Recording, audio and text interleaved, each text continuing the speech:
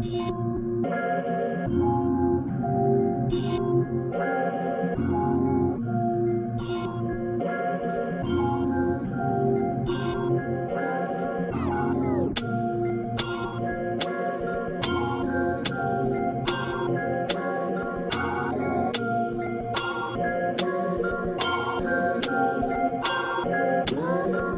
Perfect. Perfect. Perfect. Perfect. What is going on, folks? We're back. Morphin Metacast. Another episode for this month. You know, kind of finishing out the year strong with some Ultraman. How's it going, Prime? Guten Tag, mein Dude, and konnichiwa, bitches. Yeah, man. We're talking about Ultraman Blazar. I don't know. Most people kind of go different ways with it. I believe it's Blazar from the Celestial Anomaly. Yes, the Celestial Anomaly, Blazar. This is an interesting show to me because I think I want to say, was it late last year? Because this show came on YouTube simulcast, right? Mm-hmm. It's actually like the first show they did was like multiple languages, like dubbed. Yeah.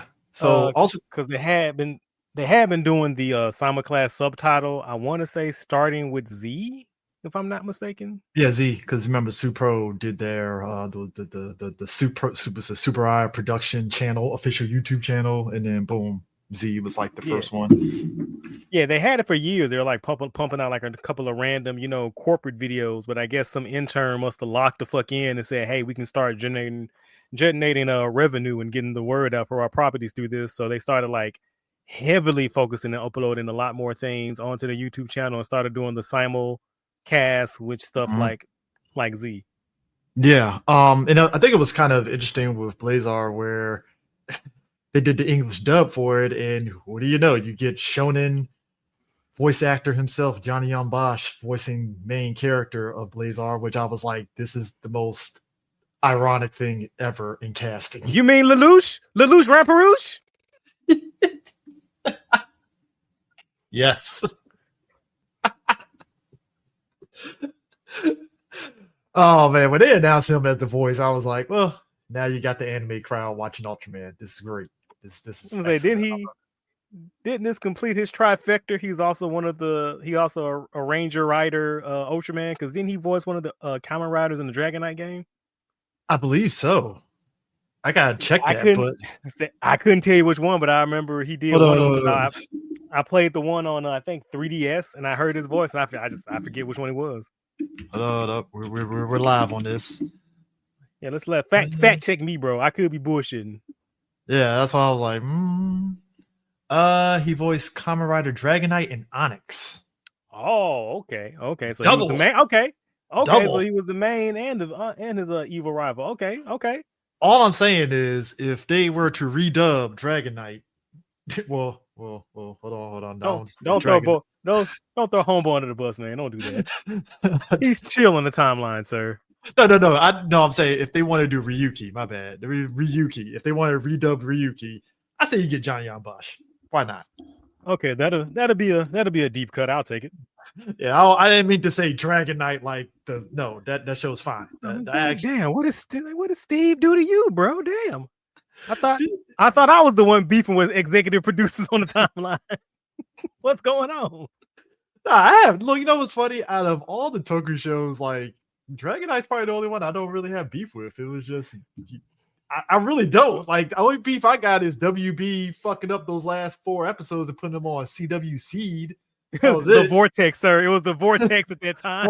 Vortex, my bad. That's my only beef with WB is like, you put the last 5 episodes on Vortex, like, bro, you couldn't even let it air out on the channel proper. You know what? I give this to them. When they did that shit, at least they like hyped it up. Was like, if you want to see these exclusive episodes, go to our website, the CW Vortex. I mean, you had to load that shit up in that 360p quality web viewer. Hey, 360p was better than 240p at the time, so you know. I mean, we took what we can get, bro. It's the Wild Wild West back then. You fucking spoiled bastards in your Netflix streaming in your 420 quality with your look MPEG sound quality. I tell you who's not forcing us into a life of crime. Supro Productions, because if you want Blazar, you can get it on DVD with the goddamn movie.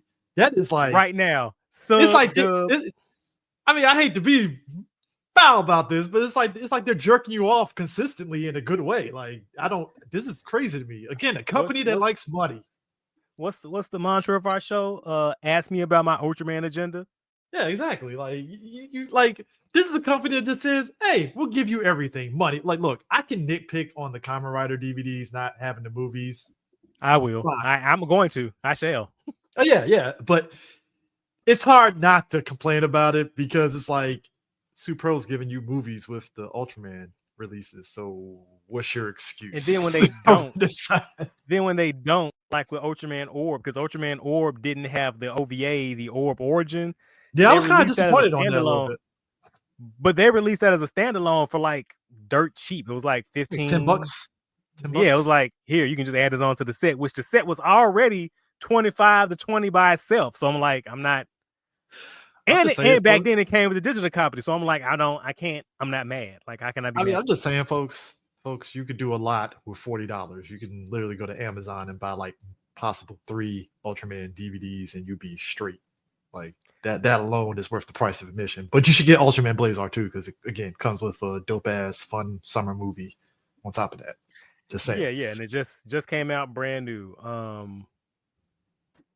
We're gonna talk about some stuff. Okay. Yeah. But no, Blazar itself, a lot of this was a very unorthodox, at least to me, at least. I don't know how you felt, but like for me, this is a very unorthodox Ultraman because number one, this is an Ultraman that isn't speaking English when he's giant. It's very just lots of grunts and growls, and I think he's speaking his native Ultra language when he's like giant form. Yeah, he's not from the standard M galaxy like the other Ultras. Black hole. Right. And I think the director, the series producer, I'm blank on his name. Is it Taguchi? Is it Taguchi? Is that the one I'm thinking about?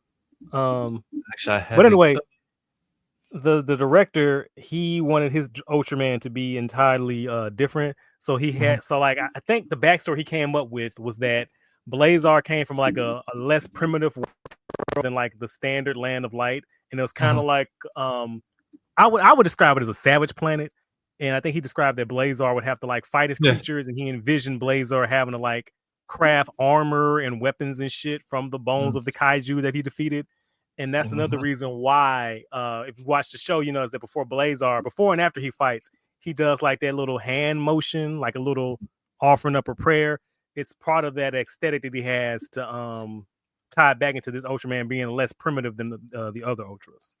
Yeah, you're right. Taguchi is one Taguchi, of the all right, okay. Taguchi is he's one of the directors. Now, if I'm also not mistaken, he also did Z, right? I believe he did. Hold on, because it's one of those things where there's a lot of thing about Toku that's interesting to me that I always love is that a lot of these directors, they've done like not just Ultraman, they might have touched into Super Sentai, they might have touched into Metal Hero. They got so many like hats on in every. And you know what? I appreciate that because it's a lot of institutional knowledge that's being, gained and shared and passed around. He did Kiva visual effects. Okay. Because I believe they also approached him to do when they approached him to do this show, it was just after Trigger and Decker. And I'm trying to remember from the interviews I read way back when the show first started that they approached him after this period because they did want to do a new generation Gaia, right? Because that was the trend. Because like Tiga Trigger. So he did. Okay, back it up. He did Orb, Geed. He did a couple episodes of Taiga. Taiga. He did 7 episodes of Z. He did Trigger, New Generation Tiga, and he did Decker before he finally came on the Blazar. Okay. Was he the series director, like the series lead, or was he just directing random episodes? For which one? Trigger and Decker. Trigger he did 4 episodes, and Decker he did 2 episodes. So he wasn't like consistent. It was just a couple. So he episodes. he wasn't like the showrunner, but I think he's the showrunner of Blazar, right? Yes. Okay. Yeah. So again, I'm trying to remember from the interviews that came out back around the time when Blazar was coming out, but they approached him because they did want to follow through and do a new generation Gaia. Mm-hmm. But he didn't want to do that because he felt like that's kind of, I don't want to say he felt it was intimidating, but he felt like they couldn't do Gaia better than Gaia, right? Because it's already been done. Wow. And you probably didn't want to have like the unfair comparisons to that, which also, to be fair, I feel like Trigger might have been a response for that, because you remember the timeline during Trigger, right? Like A little bit. a lot of folks were not vibing with it. Now there were some people who were vibing with Trigger, but like a lot of folks, especially some of the Japanese fans. On the Toku Twitter streets, I've heard people talk at length about the bizarre nature of how it kind of split fandom a little bit with Trigger. Yeah, it's like really weird because, like, you know, and that's not well, a little bit of it is Trigger's fault because like tagline is New Generation Tiga, so like you got some big shoes to fill with that. That's an expectation because Tiga is fucking really like, good, so it's like come on. You gotta come correct, and like you gotta step up, and y'all came up with Weenie Hut Jr. But and I'm not, if you like Trigger, I'm not knocking you. Like there are parts of Trigger that I like. Like I think Trigger has a really fantastic first episode. I need to watch it just to kind of like familiar, just to really see like what the deal is with it splitting. Because that's, you know, my thing, and my thing is like, you know, I also like Ultra 7, right? So I love Ultra 7. Can somebody explain to me why the show that's the New Generation Tiga has more homages and references to Ultraman 7 than it did Ultraman Tiga? That's just my. I just have a question. That's just my question. I have a question. I just want to know. I just want to know. It's kind of like why are we doing a homage to the targeted town and not Dear Mr. Ultraman? I just got questions. I got questions. That's all. I mean, I think it's because they like the name Tiga, but somebody also loved Ultra 7 and it just superseded the Tiga aspect of it. And, you know, I think that's like a broader discussion we can have with the new generations overall, which I feel like Taguchi felt the same way, because he felt that the whole impetus behind, and circling back to him, the whole impetus behind New Generation is that it was supposed to do like some new things with Ultraman. But at some point, the New Generation series just kind of felt like it fell into this rut where it just kept doing these, it kept repeating the same like beats and kept doing the same homages. They had like some of the same formulas with like, you could time when a cameo is about to happen in the series, and like it started to become a little predictable and not like bringing that energy that some of the earlier shows like Ginga X and Orb had brought. So he didn't want to do that because he didn't want to have a comparison to Gaia, and so they worked to develop Blazar in the form that we see it now. Now I can't deny, and like you would probably be boo boo the fool if you didn't think that this show was like influenced even a little bit by Shin Ultraman. Oh, I mean, come on! Like, if you really think, you talking about Blazar, right? Mm-hmm. Yeah, I mean, look at the time period. Yeah, that tracks, right? Very much so. Because like Taguchi wanted to show, and I'm going from memory. So if I'm misquoting this motherfucker, or if I'm getting shit mixed up and wrong, my bad, y'all. I'm just coming out from memory, but he wanted the show to be like kind of a little more high sci-fi, a little more hard science fiction, and which is crazy because Ultraman to me always at times had kind of hard science fiction. Maybe I'm tripping. I mean, am I tripping? Well, the original, like he wanted to like kind of go back to roots. That's why they had the reference to like the global, was it the GGF? It was founded in 1966, and it said that the code name Ultraman was from an alien that astronauts had seen. So like seeing like little references like that. But kind of wanted to be a little bit more grounded because what was the shit? Because like, you know, Ultraman can get a lot of ridiculous. Like for example, like right now the show after Blazar arc. Yeah, I would say that's not as hard science fiction as Blazar. Like it has a kind of a different tone and a different flavor. It's silly fun. It's a little more silly. It's a lot more fun and a lot more lighthearted. And I know I'm going to sound like a pretentious asshole when I say that Blazar was a little more grounded. I mean, look, like that. I will say this: if there's one example of this in terms of the grounded stuff, I'm always a fan of like you have the support military folks supporting Ultraman, right? And Scarred, right? The fact that they're a capable organization that can actually go toe to toe with kaiju, even to the point of giving us this bad boy here, Earth Garen. But could they though? But did they though? They didn't do. Look, 25 episodes of the show, I was disappointed that Earth Garen wasn't used as much as I wanted him to be. Bro, Earth Garen got to be like the biggest jobber in all of Toku history, bro. With the AI. I love the aspect of giving it AI to where Like, it felt like the character was part of the team. Right. Don't get me wrong. Don't get me wrong. All right. I like Earth Garen. I think it's a badass design. I think the AI thing, like Earthy, the dialogue and the connection with the cast is all fun. But man, that motherfucker could not seal a fight. Like, damn. Like, well, I mean, and especially while coming after, like, you had Terra Phaser and Decker, who was handling business 10 toes down. Yeah, you also had the. Oh, good. They also had the Fleet and Z with King Joe storage custom. Like, dude, some of the robots was hanging in, man. But Earth Garen, he doesn't get his due until the movie. And even then, the movie, it did its thing. Hey, just saying. But what he was still laid out back first at the end of that motherfucker. Like, come on, Earth Garen, bro. Look. If Ultraman didn't come in with that knee, he wouldn't have been able to reactivate. So you're right.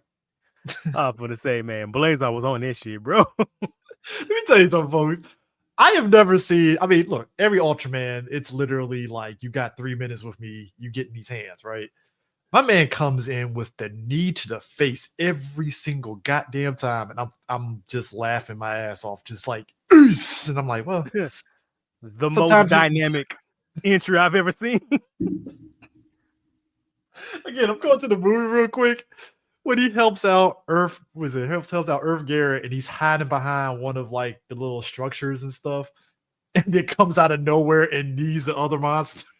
Oh, that fucking horror movie where he's in the background, he disappears off frame and he comes back. I'm a fan of heroes that do like the Jason shit where they just stalk and being an asshole towards the villain for no goddamn reason. That shit was mad disrespectful. I'm sorry, Ultraman just hiding behind a structure is just fucking hilarious to me. I'm like, so you're just playing with your food, huh? All right, cool. That's cool. Oh man, but I think we said at length on the show about like when you watch Blazar, you can definitely tell, like, because I believe this is I think this same year that this came out, that's when we found out that like the toku budgets for a lot of these shows was starting to go down, essentially. Right. And thank you for getting back to my point. So back when I said that this show felt a little more grounded, a lot of that was due to like a lot of the on boots on the ground stuff that Scar did. Oh yeah, a lot more than normal. Like, right. Having to like build a lot of the technology and do a lot of cut through the paperwork.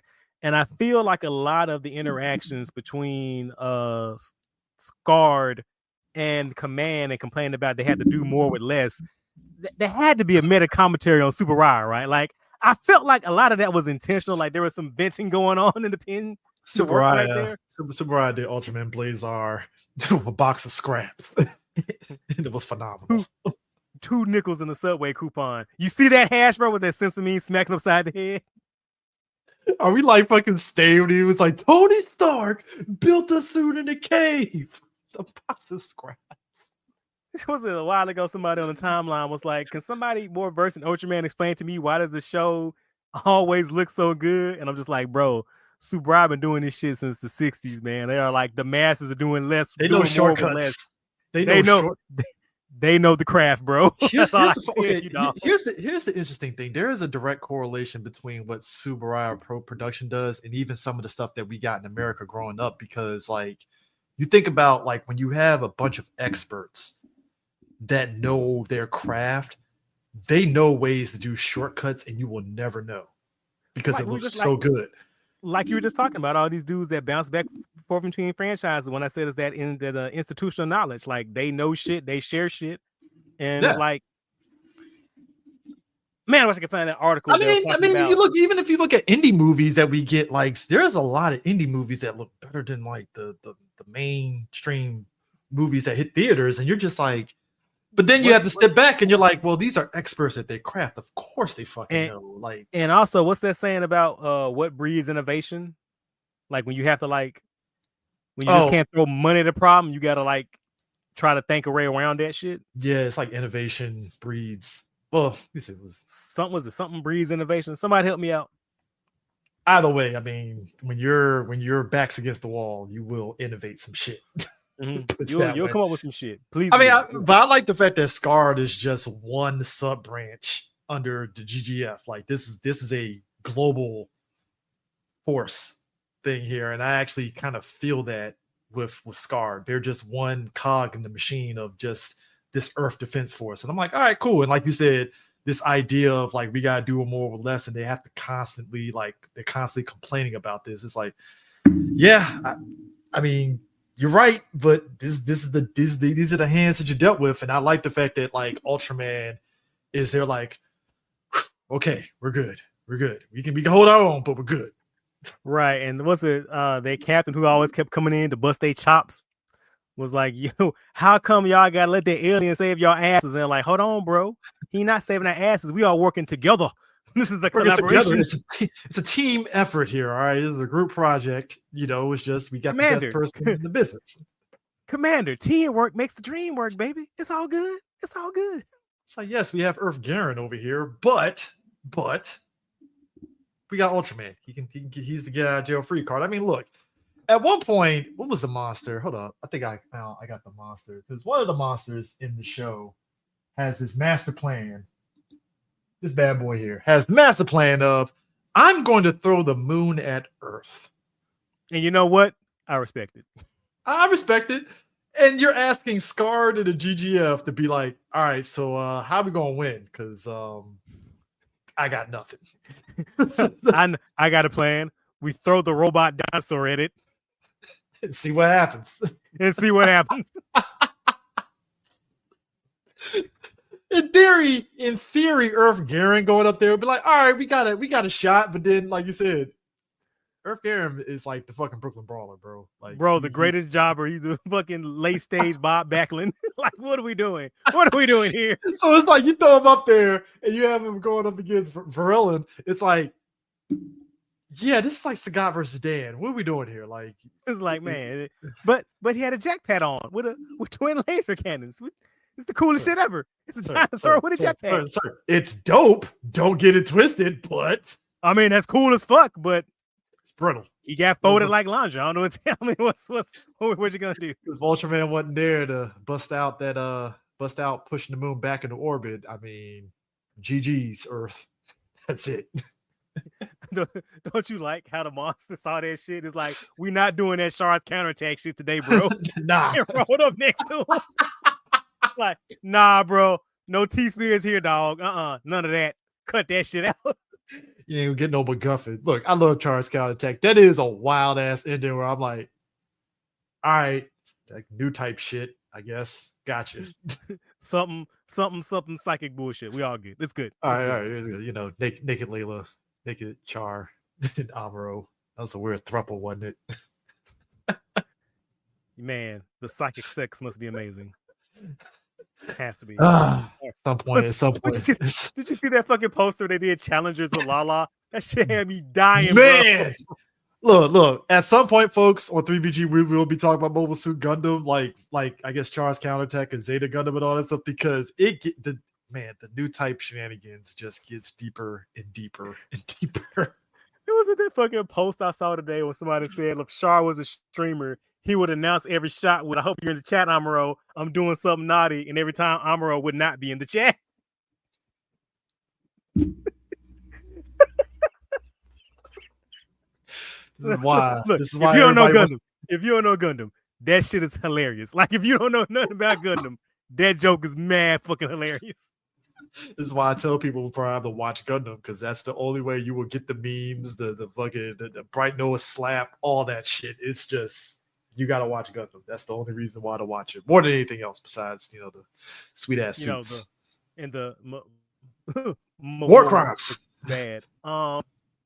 Hey, look, we are fans of war crimes. Great, folks. As opposed to war crimes on Earth in Blazar, as opposed to those. Because let's talk about A that shit for a lot of second. war crimes going down there. I'm like, feels very war crimey here. All right. So let's talk about the origin of Earth Garon. So the reason why they had the material to build this highly advanced robot dinosaur is that back in 1999, an alien race was traveling to Earth to find a new home after their planet has been destroyed through a bunch of experimental wormholes, right? As they always do. So they make, as they do, and so they make contact with Earth. But then was the director, what's his face, that old crooked ass old man? Was it Bando? Was it Bando? Or was it the other one? The dude who was from Kamen Rider, the dude who snatched the journal from Emmy. Fuck, what's his name? Because he was the first director. Bando was the first person. I think it might have been. Okay, all right. It was. It's Bando. Yeah, it was Bando. Okay, so he shoots him down.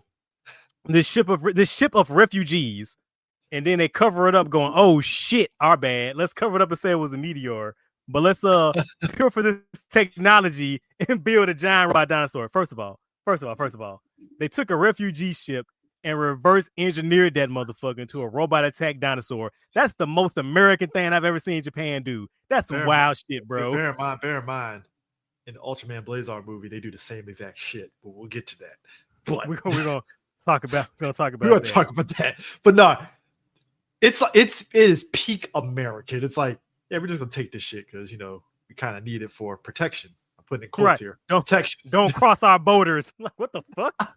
It's like, can you imagine America comes over there with their F-16s and all of a sudden their Earth Garen just bites it in half? It's like, well, that was very short-lived.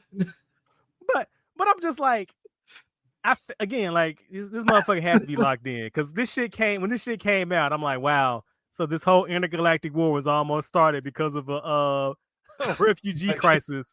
I feel like that was kind of timely there, bro. I feel like he was on some timing on that one when his episode dropped. I mean, look, we look, Prime. We live in a society. Everything that Ultraman Blazar or any show does is just coincidence. Okay. It just happened. There's no such thing as politics in art. You're right. My bad. Yeah, this is happenstance. Stuff just happens in the vacuum. Like there wasn't nothing going on in the world at the same time when this show was being made that would have constitute making a show about protecting children and keeping open borders. I mean, it's fine. Well, especially just like George Lucas constantly said, hey, I made Star Wars as a response to the Vietnam War commentary. No. People forget about that. I'm like, it's just Space Wizards, bro. What are you talking about, dog? It's like, no, it's about the Vietnam War. Look how old I am. No, bro, like, it's just silly about Space War. It's just a silly show about Space Wizards. Why you put politics in my show? In my movie about robots and space with shit, I can't stand. That's another thing. That's another thing about all these Toku shows that I love. Whether it's like even going far back, it's like O-Ranger, right? The idea of politics being involved in these is because it doesn't matter whether it's a fictional story or not. Politics always plays a part in these fictional organizations. It's always going to happen. It's inevitable. Whether external or internal. Yeah, so them making this, it's like this feels very the government just said, fuck it. We're gonna throw all our money and efforts into this thing here. All right, cool. Aliens are out there. To protect against aliens. Now, what really annoyed the hell out of me is that we actually never get to see the V99. Yeah, the V99s. We just see the ships. That's it. On like some Ultimate Marvel comics of the Ultimates bullshit. Mm-hmm. Like you ever notice that? Like we never saw the aliens from the Ultimates. I thought the Chitauri. They said it was Chitauri, but we never saw them in the first Ultimates. Go back and read the first Ultimates. I mean, they eventually do, but like we eventually do, but in that first series, like we never see a single alien body. Oh shit! I had to think back to it because I had to think back to like the big. Jesus, it's been a while since I read Ultimates. Goddamn Mark Millar. Damn, yeah, you're right. Because it wasn't until what, like 4 issues in, they finally showed them or something like that. They didn't show the first 6 issues. Was it first of 6? Like that first volume of the the first volume. Yeah, shit, you're right. Because it was just this suspicion of like who are these people pulling strings behind the closed doors, and then like Yeah, after that first arc, they finally showed them. So that's like, yeah, you're right. 6 issues in. Shit, yeah. And V99 though, I am disappointed. They like you couldn't just throw somebody in a fucking reused, I don't know, Kamen Rider costume or some shit. well, what gets me is that I think in production notes, I think they said they look like, hold on, because I wrote down my notes. I think they said, yeah, they're supposed to look like cicadas. So I'm like, so they were supposed to be Baltons, which by the way, Mhm. Ultraman crimes against Baltons continue. Even when they're not Baltons. Well, you know, what's a Volton? They all look alike. Come on now. I mean, you know. there I go again making the genocide. Fuck them crab. Fuck them cicada people. That would be interesting to see. I mean, I think that's always been the interesting thing for me for Ultraman is like the alien species, and like I don't know, it's kind of crazy how every, and you probably mentioned this before on what the reason is for this. Like every Ultraman, there is like a phenomenon of like always going back to the '60s of the first appearance of Ultraman in some shape or form. And like you said, the director basically wanted to kind of go to that, kind of goes into the astronauts from the 60s seeing an Ultraman person. And I'm like, okay, cool. Gotcha. Seems like a very recurring theme, but all right, that works. But yeah, that's, I didn't think about that.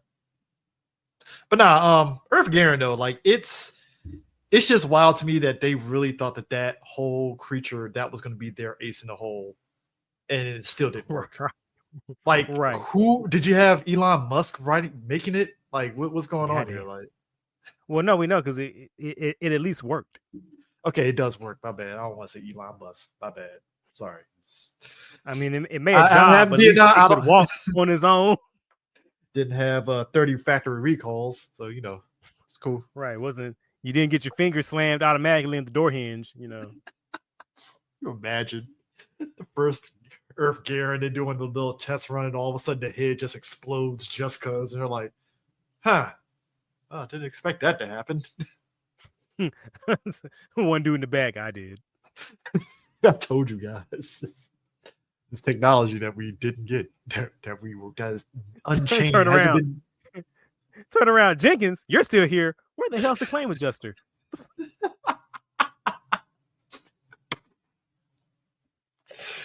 Oh, too soon? Too soon?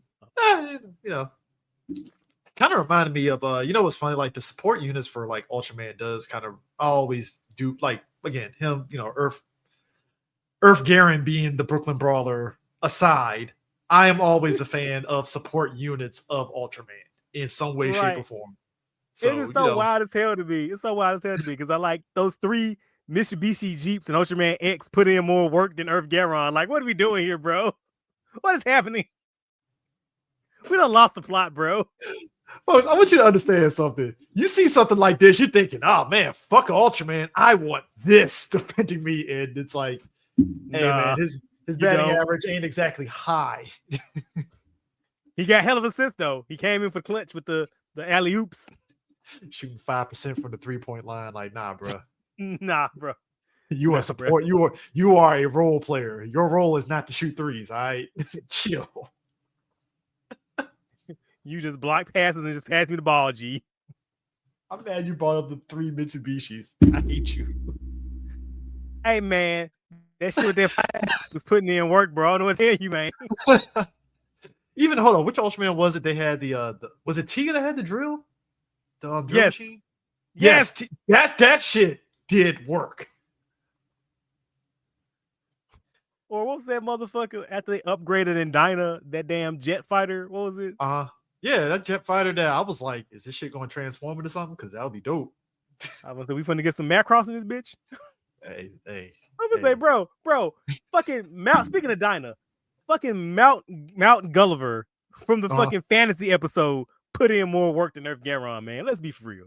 Let me ask you this. So there's something else, because again, we're I don't care. We're going all over the place. That's the show. It's only 25 episodes. So, hey, which another thing, is this like one of the first Ultraman that actually did he just started shortening the seasons into 25 episodes, or was this always a standard? Because I'm starting to they've been doing it since Ginga. I said like, I think Ginga had 30 maybe, but like this new generation standard, man, you get 25, we in and we out.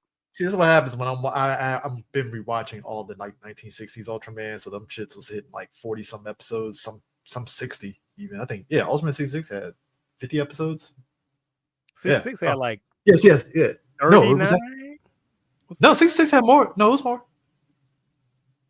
It was look. It went by real quick, but it was more than that. I think it was like 40 some episodes, I believe. Am I bugging? I might be tripping. Because I was sitting there, like, we just did an episode about it. I was like, oh, that's what I thought. 39 episodes, counting the there was one special. Yeah, 39 episodes. I know I'm not tripping. Wow, why the fuck did I think it was more? Damn, that's wow. Now Ultra 7 might have what, like 53? That's why I'm thinking Ultra 7. That one. But nah, I think 25. How many was Ultra Q? Ultra Q was 28. Okay. Yeah. And then Ultraman was 39. Then Ultra 7 was. Yeah, he's right about Ginga. I think it was 52, 53. Yeah, Ginga S combined was like 30 episodes, basically, which I'm like, yeah. Right. Yeah. Because they again, that's a lot of time. Like Subraya, they are like rubbing them 3 nickels together. But let me ask you this though. Most out of no, okay. Now I'm tripping. Ultra 7 49, so I'm bugging. Okay. Let me ask you this, because we've talked at length about we talked at length about like the last season of Cosmic Fury being like 10 episodes, right? And I was sitting on that and I was like, okay, we get Ultraman seasons that are 25 episodes and they somehow are able to get through in 25 episodes. Because again, I'm from that old school mentality of like OG Power Rangers get 50 episodes, sometimes 40. So it getting 25, it's like, I had to really think on this. But for you, like, do you think 25 episodes is like the sweet spot for something like Ultraman to where it doesn't outstay its welcome? Okay, so let me be really measured in my response here. Okay. Because I feel like there's a lot of factors at play here. Okay. So the landscape of TV has changed. People's viewing habits have changed. Yeah. A lot of shows are being, a lot of people now have been conditioned for the shorter seasons of shows. And a lot of that is possibly due to production cost and time investment. So like people are more used to streaming and binging like 8, 13, 20 episodes. And advertisers are, and again, if I'm mistaken, somebody again, please check my math and correct me, but it's more favorable if you have more shows and content to cycle through that you can put advertising on and sell more things to. And refreshes and rebrands are good now, are good for business, I should say, rather. Yeah. And so actually, like even now the anime industries, like they don't really do those long. You get 400 and some episode anime shows anymore. Dude, like now Rich from Mercury, what's on Mission for Rich from Mercury was like 20 episodes and that was it. And I was like, whoa, no 50 episodes? What's going on here? Like, it's crazy. Yeah, like even anime now are doing like seasonal things where they're breaking things down into air quote seasons. Unless you're shonen. Now, shonen now. Well, how many times have they broken up My Hero Academia? How many times have they broken up shit like Demon Slayer, Chainsaw Man, like shit like One Piece that's like continuously like going on, like everything's switching over to that seasonal quick burst model. And there's some good in that because it gives you some time to do more planning, maybe polish the animation and all that, do that more. And so stuff like I said, One Piece and stuff like Sentai or Kamen Rider, which goes for the 50 episodes, those are rarer now. Like that's the anomaly now, because like that's not what the attention spans are. Okay. And so and going back to your question, like Ultraman had to make that switch again because we keep joking, like we're making the joke about this, but like it's actually pretty fucked up. It's the truth. But when we say that Subraya has 2 nickels to rub together, like we're being literal. Like they don't I want people to understand something. I want people to understand something. If Subaraya was an American production, based on what we're saying and joking about rubbing 2 nickels together and stuff, in America, they would have just canceled the show outright. Straight up. They would have just been like, fuck it, we're not doing this show because we can't do this show to the quality because they're cutting down on our budget. But Supro doesn't do that because they have experts. It's like, fuck it, we'll keep going. We'll find a way to make this work. Well, also, again, I also feel that the answer to that is also nuanced and layered because Ultraman in and of itself is a cultural icon in Japan. Oh, not just Japan, across the world, it's a cultural icon. Oh, it's all around the world. I mean, Ultraman, one of the most influential science fiction franchises of all time. It is an institution in of itself, and just as much as Godzilla. And a lot of the issues with Surubai and those two nickels is like they were fighting a lot of court cases. What was it? That Chinese company, Chao, who was trying to use their intellectual property without proper compensation.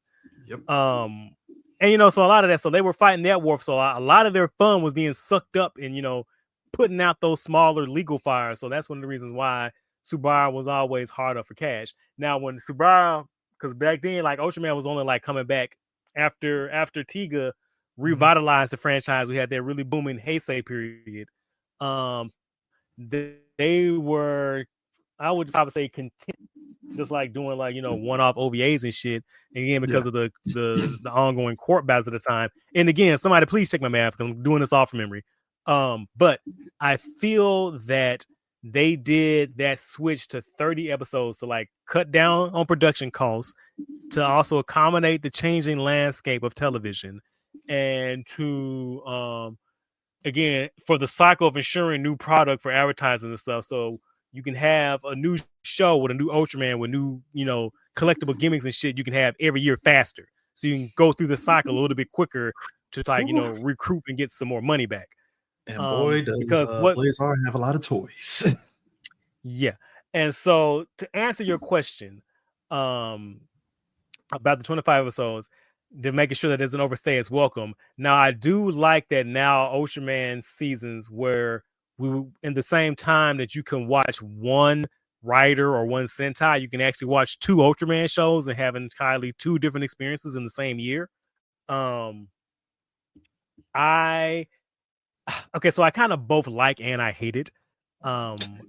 See, I get because and I'm in the same boat too a little bit. It's like I want more, but like I get it, kind of thing. Which is probably why I like the movies that accompany these shows. Right, like, right. Cool. Because then I guess you can say that they can divert some of that funding into the movie, right? Because like the movie has some like a little higher production value because they get a little bit more time to work on it. But again, they get 85 minutes to get it off. Boom. Right, done. But then go back to answer your question. It does a really good like capturing the world, and you get to see the Ultraman, and you get to like experience the concepts and all that shit. But like what really irks the hell out of me is that like once the show kind of like finds its sea legs, and once it really gets into its groove, and usually this happens like around like for most shows around like episode 15, 17, by the time it finally really gets comfortable in itself, oh, now it's over. You know what I mean? Yeah, because I think with this one, I think that's what made, because you get 25 episodes, 30 minutes a piece watching Blazar. And I think what was interesting to me and why I enjoyed it is that you get enough character arcs to a degree with all the characters. Right, like everyone had a spotlight episode. Yeah, everybody has, and to where you don't feel like, because even the ones, because this, which character was it? I felt she kind of got shortchanged, but I still came away from the show like the muscle girl who be liking my tweets, her. Yeah. And it's like I thought they kind of shortchanged her a little bit, but at the same time, I was like, well, she got enough to where I can at least understand her character motivations and her, her camaraderie with the group and all that. And I was like, okay, you know what? Cool. You got it. And that, like I said, that's credit to the writing more so than anything else, to actually be able to, again, you're doing this in a 25 episode kind of gap,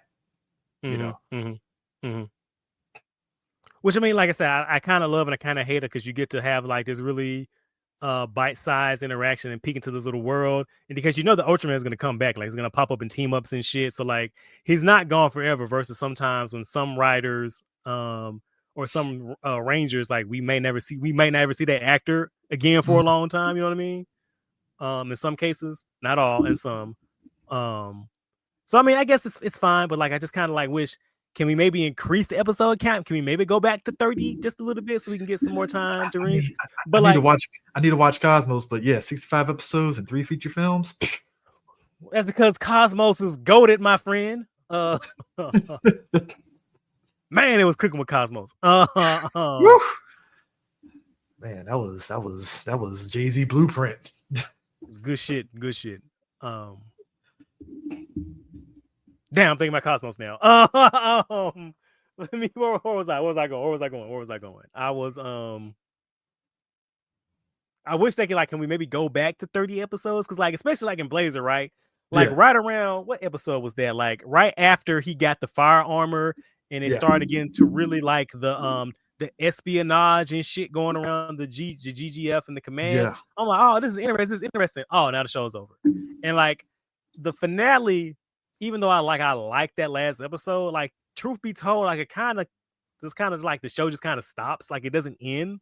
Nothing really feels conclusive, so to speak. For me at least. I didn't feel like it was what the show was building up to. I don't think it thematically tied together strong. Now they kind of maybe linked it back because of one of the huge through lines of this show is parental bonds and fathers and their relationship with their children. Well, that was the big thing. It was if I think it was the director that said this show was about it was for kids with respect to their relationship with their parents. And then he said when they got to the movie, they wanted to extend that sort of theme into the movie, which the movie also is about the presence of parents and their relationship with their kids and such. So I was like, oh, okay, that makes sense. Cool. Just done in a different sort of way, but it works.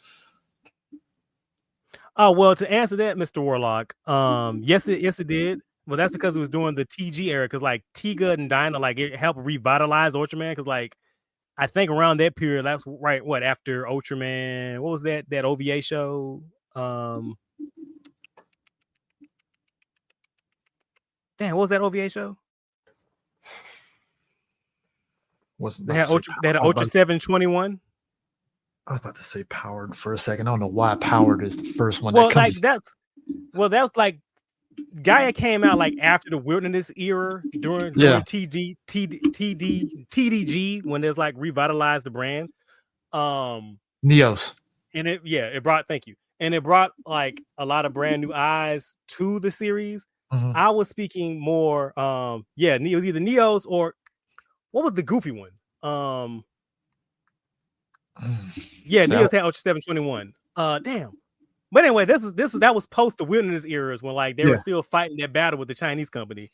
So, but he's right though. 90s and 2000s. That is one thing. That's the one constant. If you were the early internets, you could tell, because again, Ultraman, it was still part of society, but it wasn't really huge. Because I think Tiga, when they brought Tiga over here, that's when everybody was like, "Oh shit, Ultraman's still on there."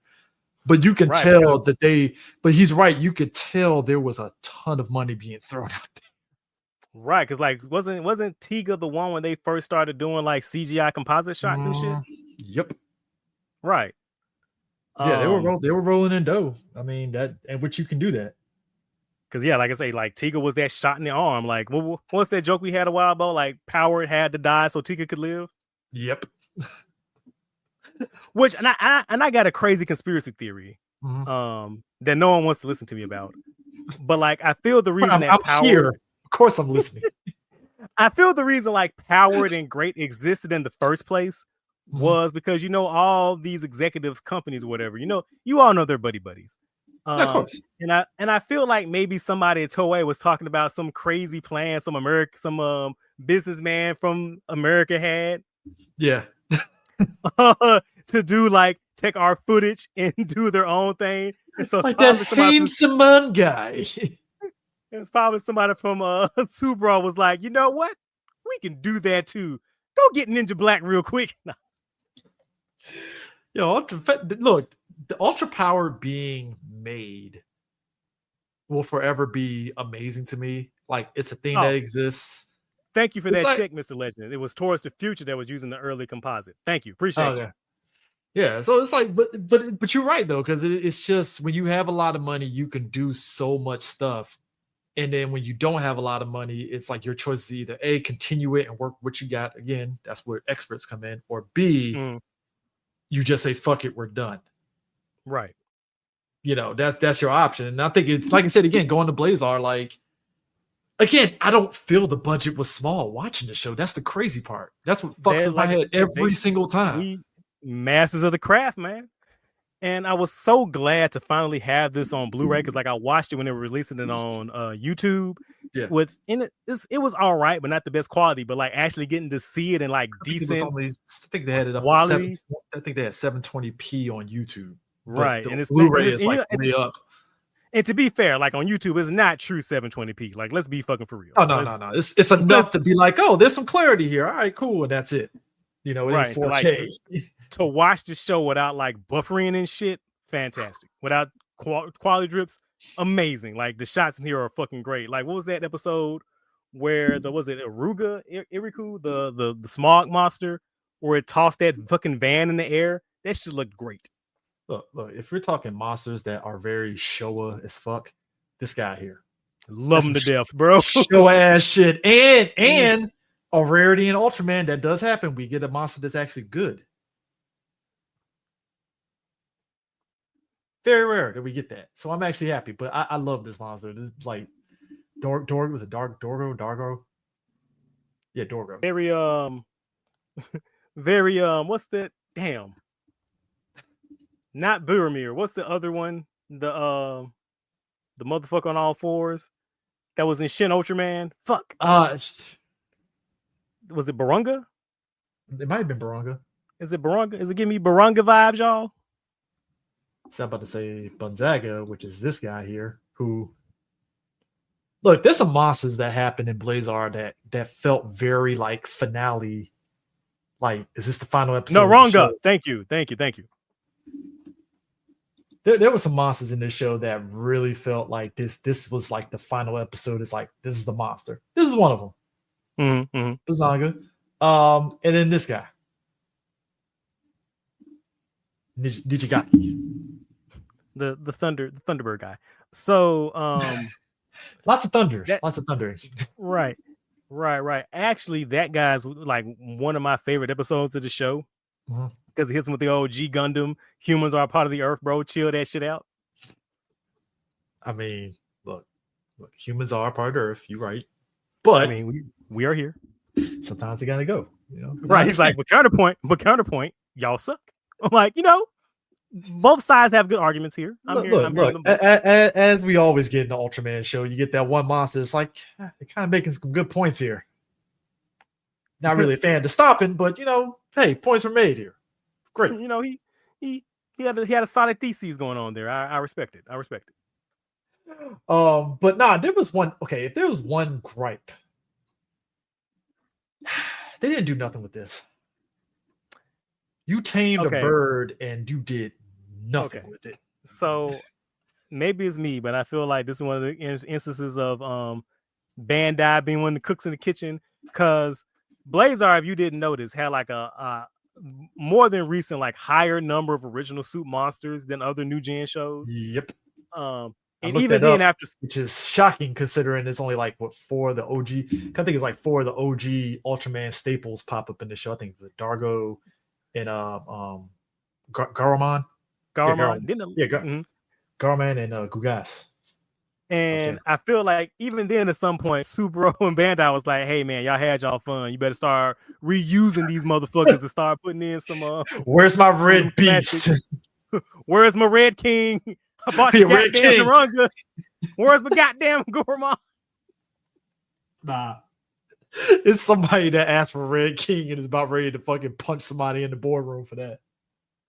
Right. Bandai was like, nah, man. We let you have your fun, so we gotta have some toys, bro. We gotta sell these Red Kings off the shelf, goddammit. What we doing here? Sprinkle a Firebird in that show real quick. Give him a shoulder pad. How can we push these Godzilla suit in this show? I don't know. We'll figure it out. Let's do it. Throw some red spikes on it, I guess. I don't know.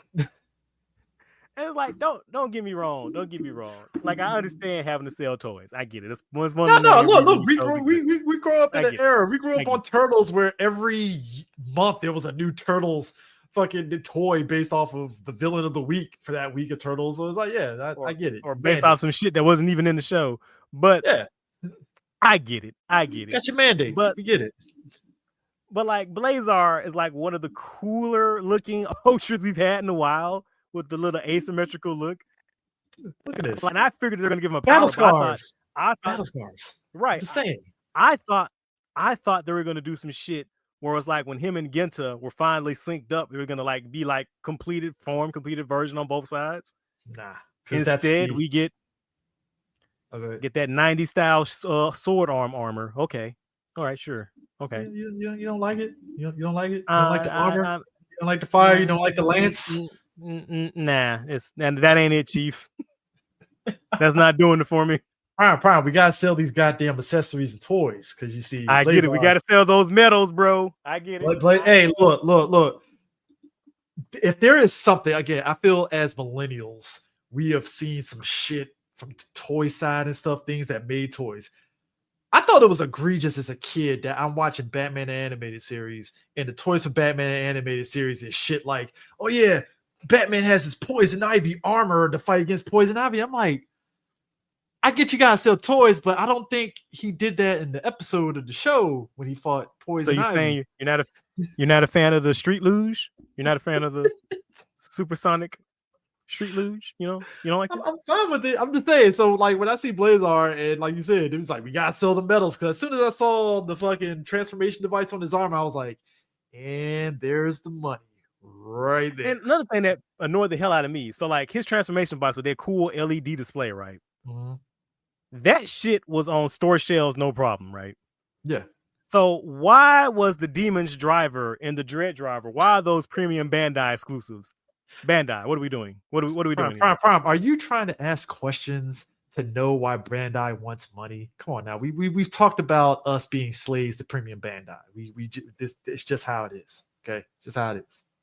I'm like, I don't make the rules. I don't make the rules. It's egregious. You're right. Right. And then like the excuse they gave for the Demon's driver is like, oh, well, the LCD component thing, like we don't know if that'll thrive at retail, bro. We just got to put it on. You literally last year had that motherfucker on shelf on a wrist device. What are we doing? What are we doing? What are you doing? Don't spit in my coffee and call it lemonade, man. Let's be for real. Disney driver. Love it. Love it. Will I buy it? Probably not, but Oh, did I say Disney? I meant Demons. Demons. Oh, okay. I thought you said Disney because I was thinking, yeah, folks. No, my bad. My fault. I meant, if I said Disney, I meant Demon's driver. There is a Disney Kamen Rider belt, which is interesting. It's interesting. I will give it that. It's very interesting. I don't know how many people are going to buy it, but look, us Toku fans, I said in the last episode, we're flush with money. Somebody going to buy that shit. I'm pretty sure somebody folks did. Like I said, I'd rather you miss aiming for the moon than to shoot yourself in the foot aiming at the ground. You know what I mean? Well, don't be Hasbro and you'll be fine. You're straight. Right. That's all you got. That the bar is in hell, Prime. Why are you triggering me, bro? Why are you triggering me, bro? I thought we were friends, CJ. But nah, when I saw him put that device, I was like, and we're gonna get so many medals, it's going to make your ears cry.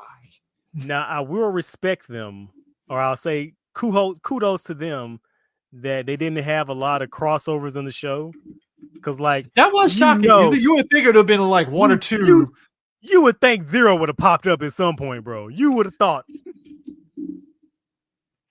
And Tiga, for mysterious reasons, Tiga's there because reasons. Gotcha. Or a ghoul, or better fucking yet, Cosmos. Like this would be a perfect time for Cosmos to pop up. Oh man, Cosmos coming in here. Yo, can you imagine Cosmos is helping Blazar push the moon back in orbit? It'd just be some weird shit. Like, what's Cosmos doing? You know what? Fuck it. Cool. Or that shit in the end when they reveal that the monsters were also trying to protect the planet, just like in Gaia. Then Dinah just pops up and gives the Batman thumbs up. Because of course it has to be Dinah. I'm sorry, that's some M. Night shit, Prime. That is some M. Night shit. Like, so the monsters were protected. Wait, that doesn't make any sense. I just seen this guy fucking power drive a monster, and now all of a sudden he's good. Like, what's going on here? Well, to be fair, they live here too. So, What you think of the Blazar first, though? I'm gonna say, shout out to me because I didn't make the joke about Genta being a real heartbreaker. Hey,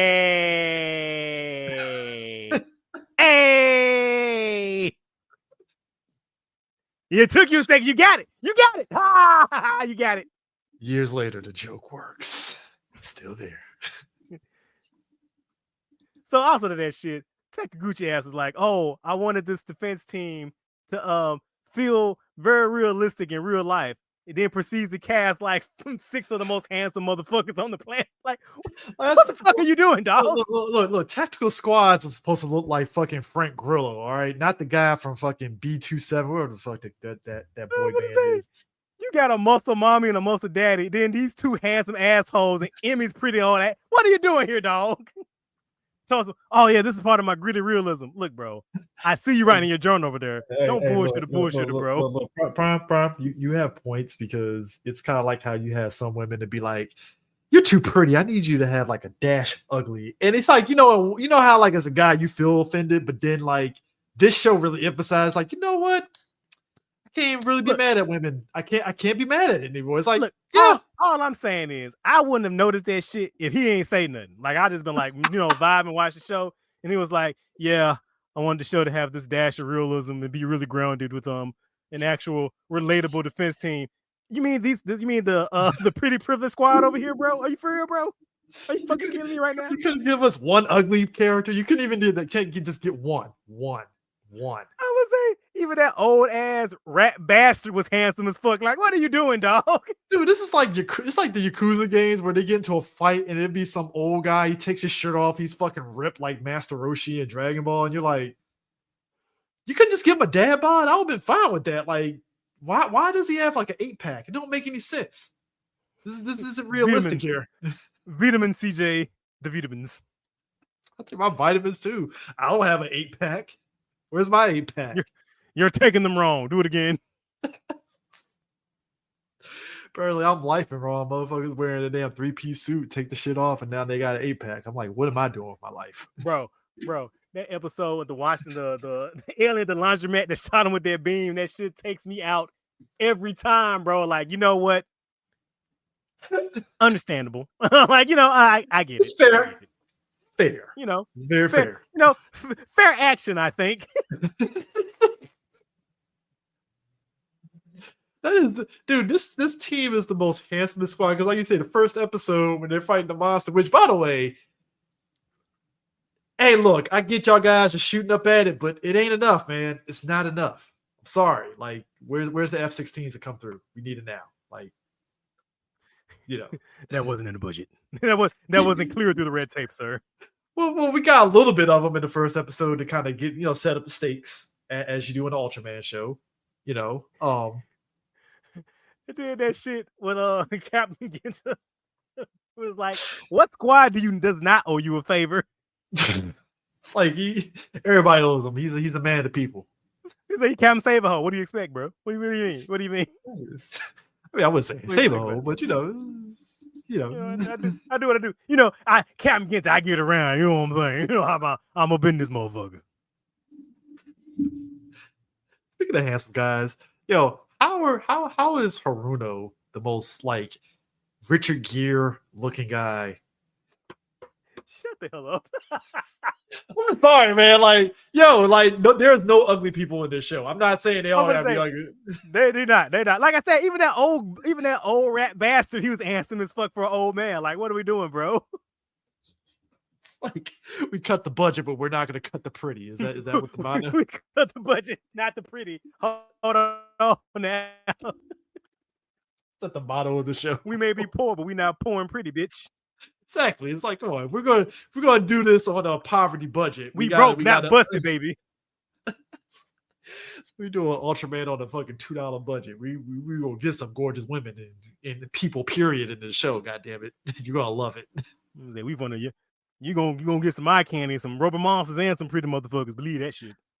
Nah, but you're right though. Muscle Mommy just being who she is, and I'm like, this is the most like gorgeous woman ever. All right, cool. Like, I would do anything for her, This is just what it is. Stuff. Do you think? This is safe space, right? This is a safe space, right? It's very safe. Come on, Prime. It's more from Metacast. When has it not been a safe space? I'm gonna say every time she interacts with my tweets, bro, I'm like, I'm about to risk it all. I'm about to slide them DMs, bro. Just saying, Prime. You might want to to the wife beforehand. I'm pretty sure she will understand. I'm like, I got my. I'm sure she'll give you a hall pass. I'm sure she'll give you a hall okay. pass. She'll give you a hall pass.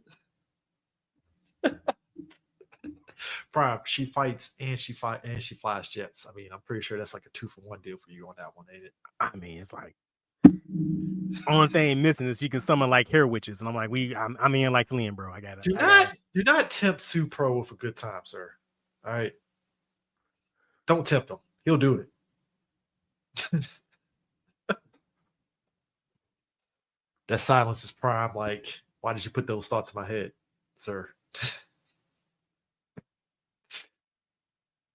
Oh, big Prime. Sorry, you doing the Birdman hand. I'm sorry. It's like, well, good ideas, I must say. I take some notes there. Yes, indeed. No, I just find it funny. They gave this chick who is the most down to earth, modest. I'm putting in quotes here, modest woman, and you made her like the most badass person at the same time. She was basically the you talking about Emmy, right? Yeah, Emmy. Yeah, she's basically the secondary protagonist. Yeah. Which, clock's ticking, Supro. We need to get a woman Ultraman. We need that. We need a run back, which I did with Ace. Was very disrespectful. Yeah, we need to run back on that. That would be great. I know we technically got one in the Netflix Ultraman show. Grigio. Grigio. Yeah. From Ruby. No, from Ruby. Yeah. Now you're thinking about Mari from. You're thinking about Mari and Mother Ultra. I'm thinking about Yeah, I was thinking Homegirl from Rube. Oh shit, I forgot about her. Yeah, we gotta get that agenda happening. If we're gonna get any Ultraman agenda, that's another one right there. Because I mean, look, who doesn't want to see a giant Ultra Woman fighting? Who doesn't? What's that Steven Universe gift? Giant woman? Yeah. I mean, look, that's why we all like old girl from DC. Gigantic? Yeah. That panel from Doomsday Clock with Clark looking up at her. I'm like, same, Clark. Same. I understand. I totally understand. You know what, Clark? I get you, man. We were of one mind there, Kal-El. This is a safe space, bro. Just speak your mind freely. All I'm saying, DC, hey, James Gunn, you're on the clock on Giganta being in real life. If anybody's going to do it, it's going to be James Gunn. Have you been watching Creature Commandos? Oh, dude, Nick. GI Robot is bro.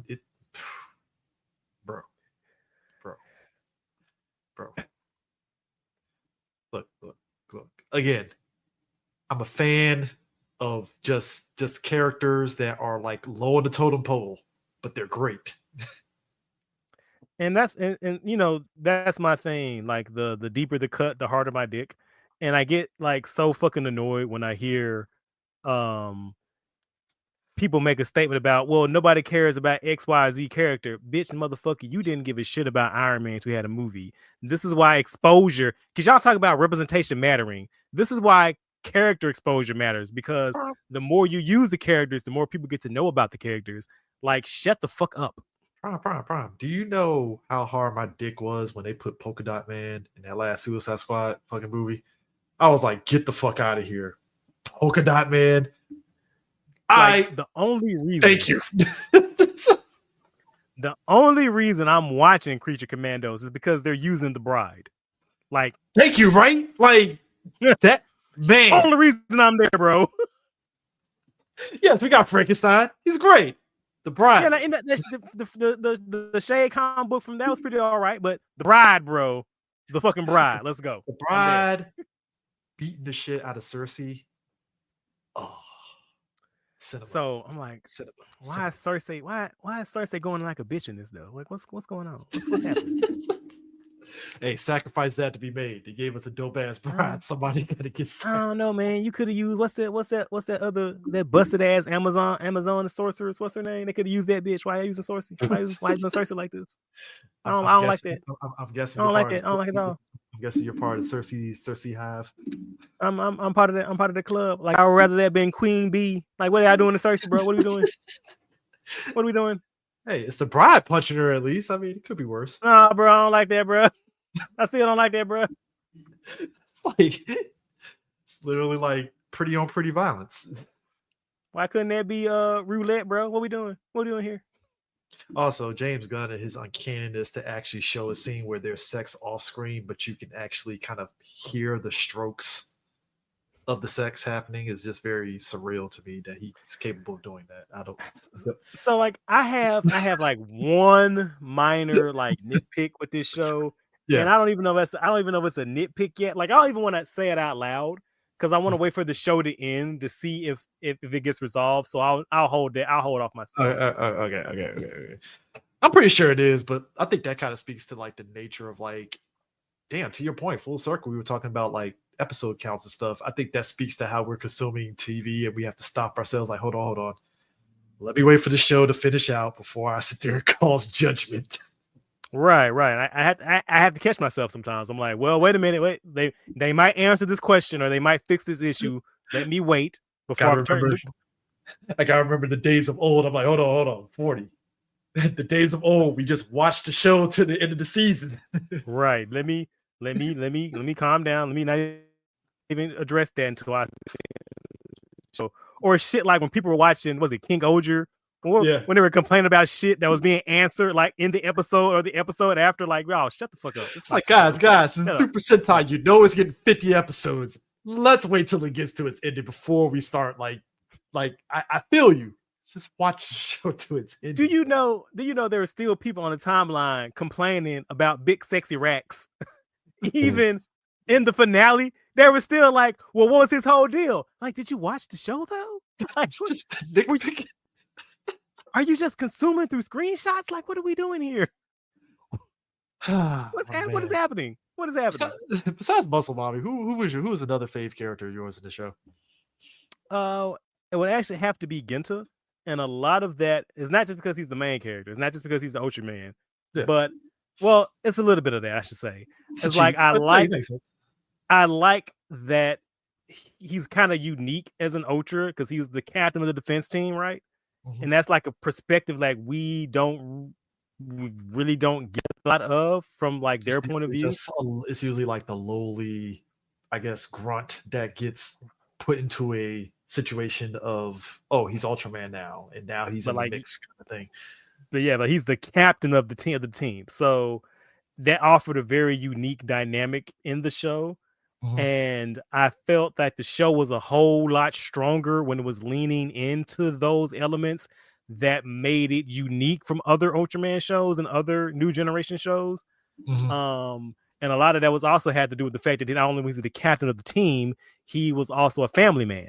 So we've kind of got to see a complete picture of him as a human being, mm-hmm. Versus like comparing it to the original show where Hayata was just like an action hero. Basically, he was like we didn't get to see his personal life. So mm-hmm.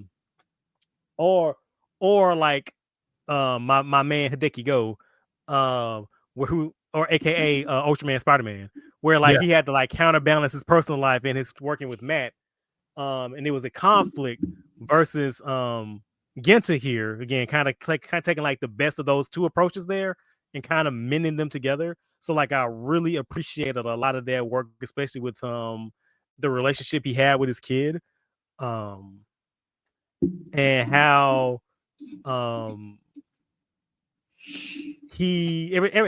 it's very evident that everything that he did for his kid. But just like in classic superhero tropes, whenever things are going well in the superhero side of his life, things are going bad in the personal side of his life, because he was always missing out on things like the kid's sports day and shit. And the kid understood, the kid was very mature for his age. He understood the job that his dad did, even if his dad was lying about what he was doing at work. So yeah, I fight kaijus. Yeah, secretly I'm Ultraman, but I can't tell nobody I'm Ultraman. So right. And so again, all of that, all that to me was really great story work and really great, made for really an engaging character and a really engaging point of view. And a lot of that carried me through the show, even through some of its weaker moments. Yeah, Retsu is probably one of my favorite ones. He's the chief staff of GGF. What I loved about him, he held this shit down, bro. He held it down, bro. My man from just day zero was all about like, yo, when he saw something that was fucked up, so basically his whole core, his character is just kill all the aliens. That, you know, we gotta be very ruthless towards them, right? He noticed at one point in the show that the GGF was very incompetent, and that's how Scar pretty much got formed, because he was like, you know what, fuck this shit. I got an organization that I'm gonna form, and I'm gonna sit there and take out these kaijus. Bump it. And I really like how, again, very layered character. Like, you think he's one way because he's like, he was always like busting their chops and shit. Because he always came in and did like the commander thing, going, "I'm taking your badge." Never mind. Here's your badge, man. Right. But he kept doing that shit because he's like, he still believed in Genta, and he still believed in the team that, again, he selected, because he came to Genta and said, "Hey, yo, I want you to lead my team. Here's your team. I handpicked them. You can pretend you did it though." It's like if Tony Stark thought he formed the Avengers, and the whole time it was Nick Fury. It's like, well, yeah, of course it was. He's the guy that. Of course, I'm bankrolling this. Of course, I'm going to select a team. What the fuck are you? What do you think we're doing? It's like, where's the amateur hour here? What the fuck? I want results, not guesses, bro. Oh man, but I do like that he was at the forefront of them coming up with those kaiju artillery, though, the weapons and everything. Oh, what is that fucking quote? Again, that's another reason I really like this character, because he reminds me of in the story of Chernobyl. Like, what was that? Shit. I didn't even watch that show, by the way, but I know who you're talking about. Yeah, the dude who kept, like, whenever the other red tape niggas would say no, he would say yes and like countervert them and still give them all the resources. And like, he felt like really weighed down by like the result. But then was it the dude said like, you were the man we needed at the exact time that we needed him? That's who Retsu was. That's like really great work there. And got a promotion going into the movie. Right. After they sent him home to be a family man for those 2 episodes. Look, you see my man. He saw my man kicked up in his casual clothes with the.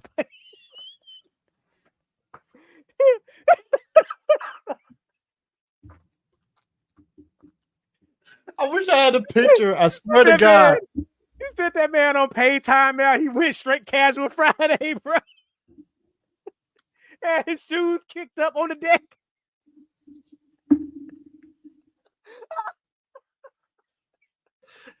It was 0 time. I was like, bro, you just retired. Like, all right, cool. Dog, they just put you on leave. What the fuck? You instantly had your uniform.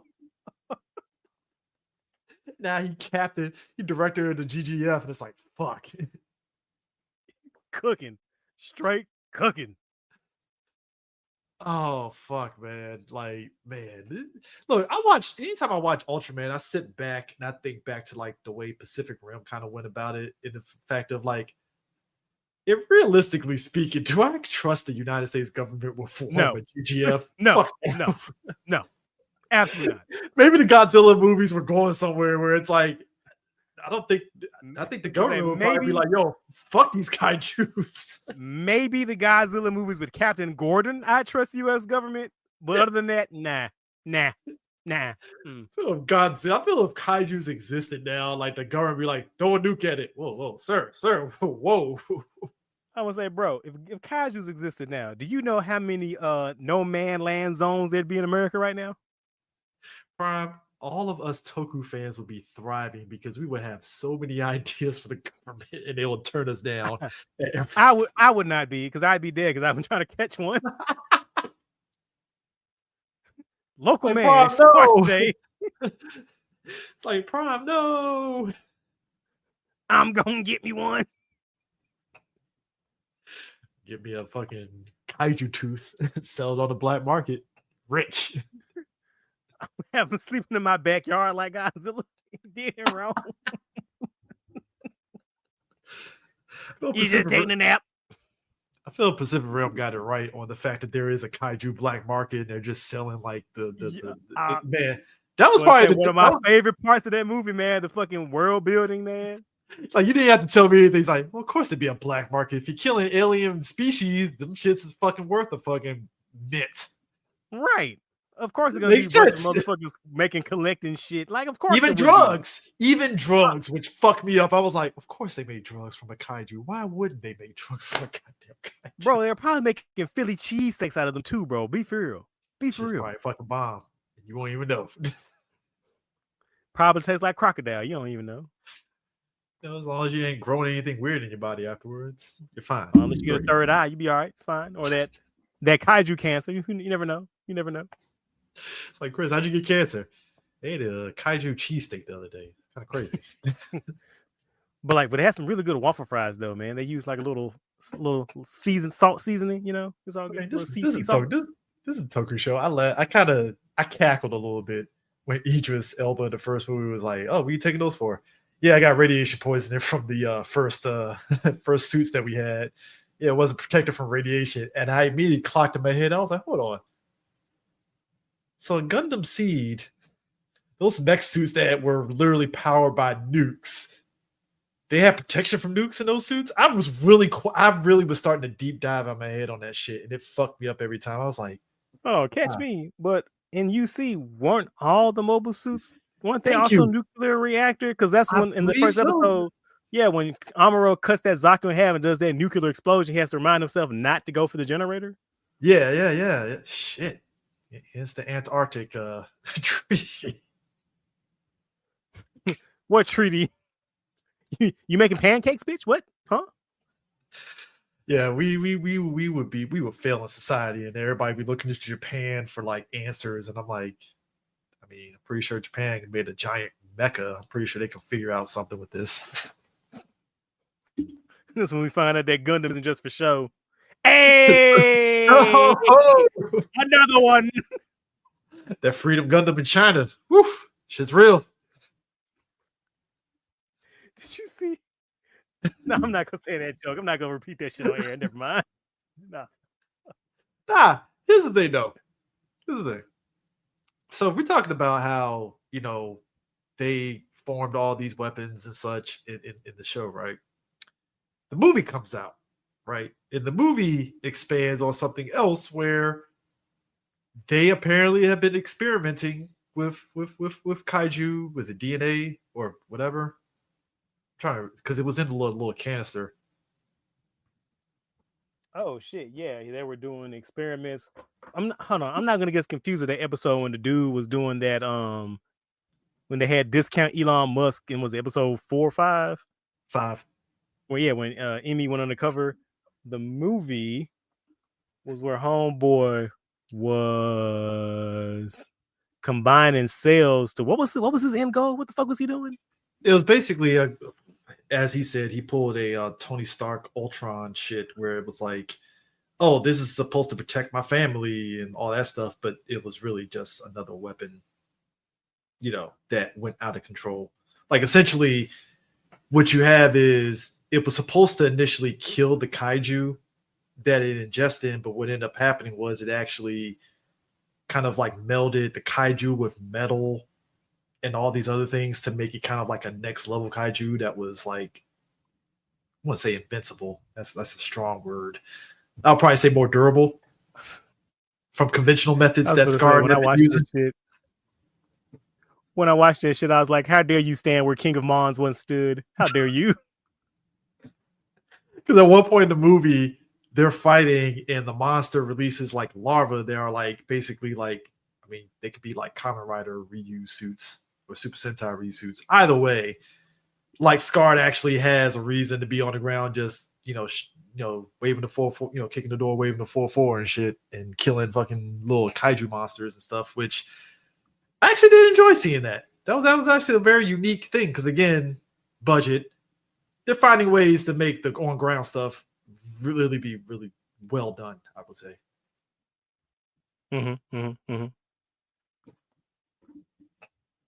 But like the movie itself is only about, I think it's like about 75 minutes, about hour 15. Yeah, it's not that long. I think it's like an hour and something. Yeah.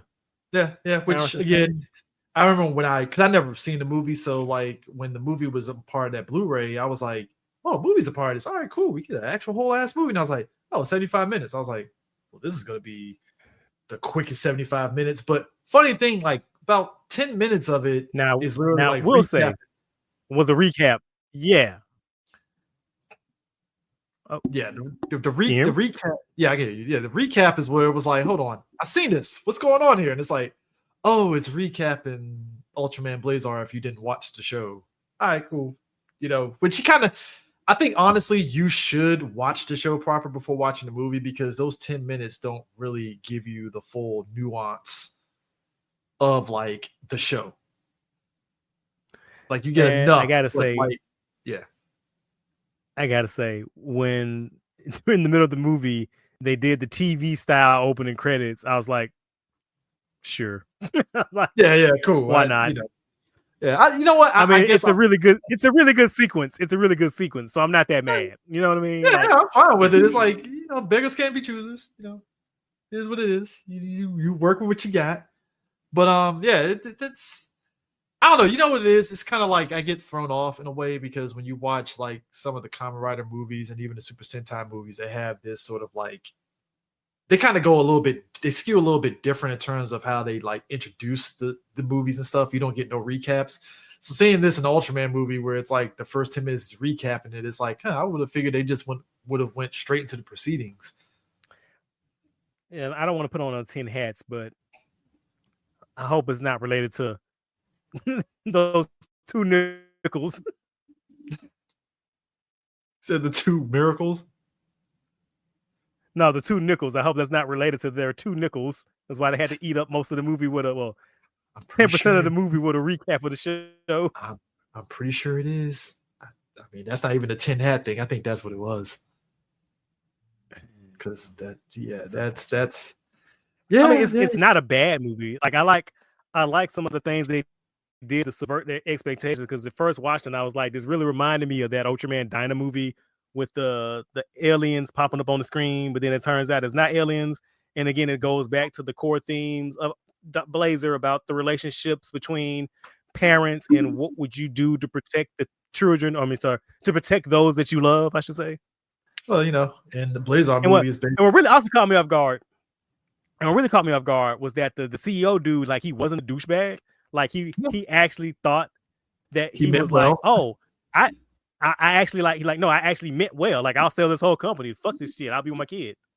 Yeah, you know, and his kid was the secret Illuminati AI that was basically like, no, Dad, you made this for yourself.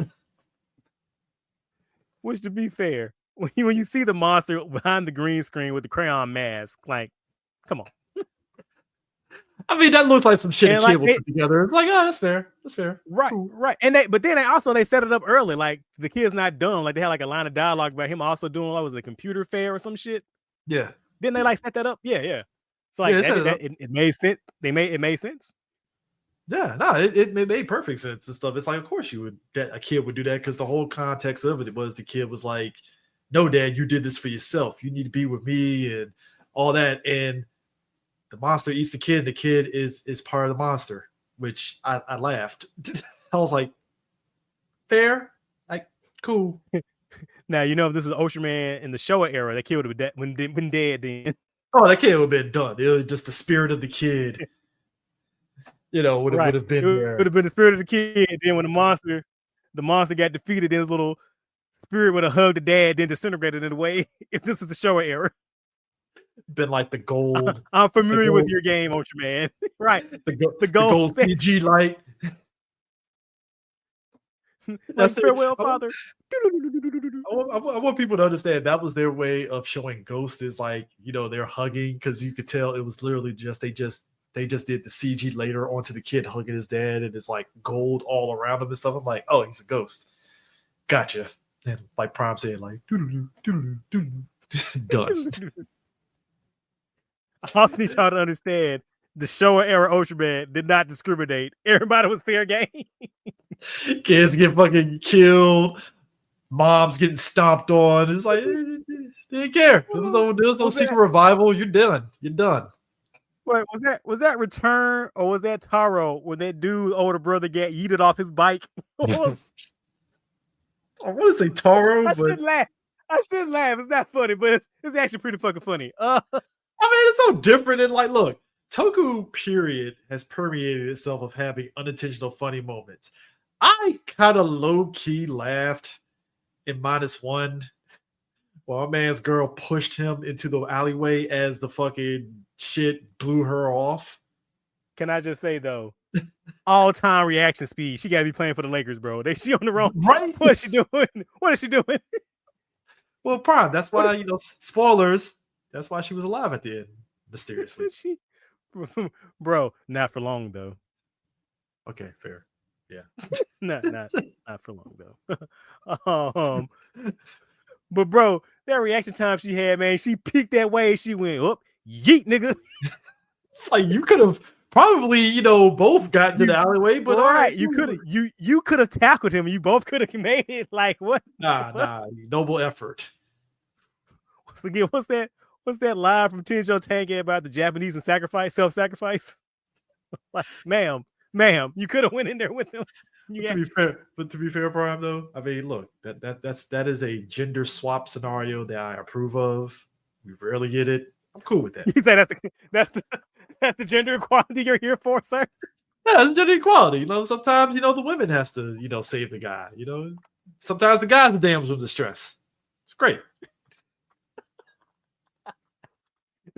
That's the future you liberals. The future of those liberals.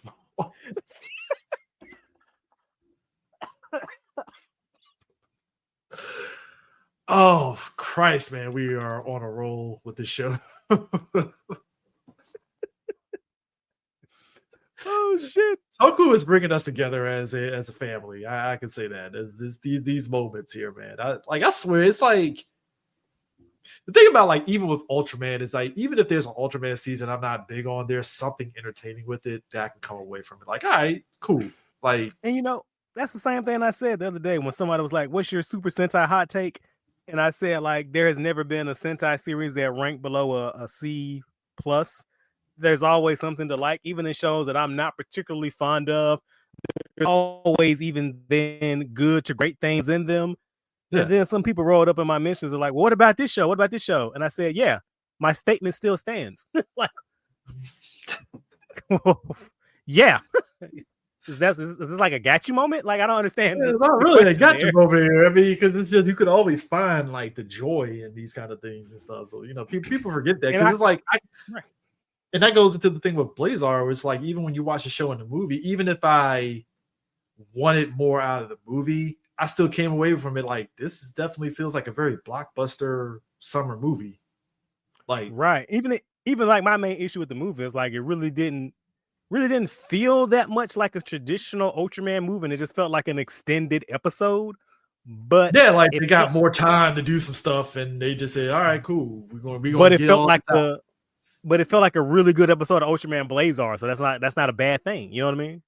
Yeah, which movies should be an extension of the show. I mean, look, there's a reason why a lot of people love Serenity. It was an extension of Firefly. All right, we're going to take what you know from Firefly, or even if you didn't watch Firefly, and you're going to watch this movie that's going to have all the greatest things that we had in the show offered up in an hour and 40-minute movie. Done. And it's the same there. It's if you want Blazar, we're going to showcase everything. We're going to showcase Scards because they're fighting creatures on the ground. So it's not just, and also at the same time fighting creatures on the ground. Oh, we got Blazar. We got, Earth, was it Earth? Or what's it? Earth Garen fighting and stuff, and they're actually doing some stuff finally for a change. Yes, he shoots off a giant cannon, and yes, the cannon somehow makes the Earth Garen crash out because it lost power after that. All right, cool. I gotta say, when Blazar did his little after battle prayer, that spark popped off, and he was like, "Oh shit, you good, bro? Is everything okay?" Dude, it was this and.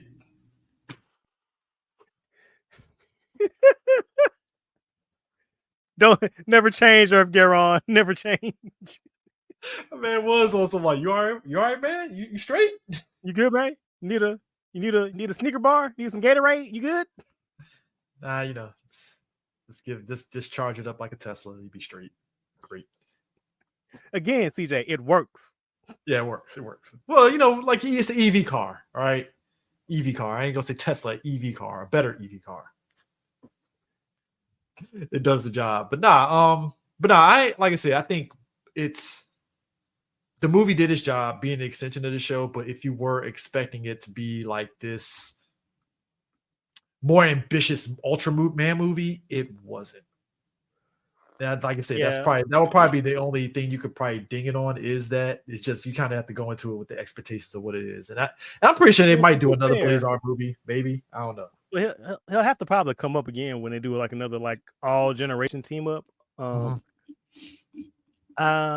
be fair, like after was a New Generation Climax where they got back all the protagonists together during Yeah. Tyga. They kind of maybe blew the wad moment for me. Like I don't think they're gonna top that for a while. Like the Ultraman Trigger movie with Z, that was all right. That's fine. Yeah. Yeah. Which again, for a movie like this, I was also expecting there to be an Ultraman appearance, and it's like, oh, I guess Ultraman. Taguchi said, "Look, I brought in your old monster suits. Let me do my thing. Leave me alone." Callbacks. Which, to be What is fair, that? and again, what should be fair to him is that he said he didn't want to do a New Generation Gaia because he thought you couldn't do Gaia better. But Blazar still had like the spirit of the themes of Gaia. Yeah. So in a way, it was kind of still New Generation Gaia, but it's still doing something new. What Taguchi wanted to do. Yeah, but I mean, I think that is kind of like the thing that because when you were asking me about King Odra and stuff, I can say the thing about Blazar, it is ambitious in its endeavors of wanting to like give us new kaiju suits, right? And then on top of that, okay, we'll bring back the old suits, fine, cool, but like letting this guy and maybe you know what, I think having 25 episodes does allow you to be able to cook. Mm-hmm.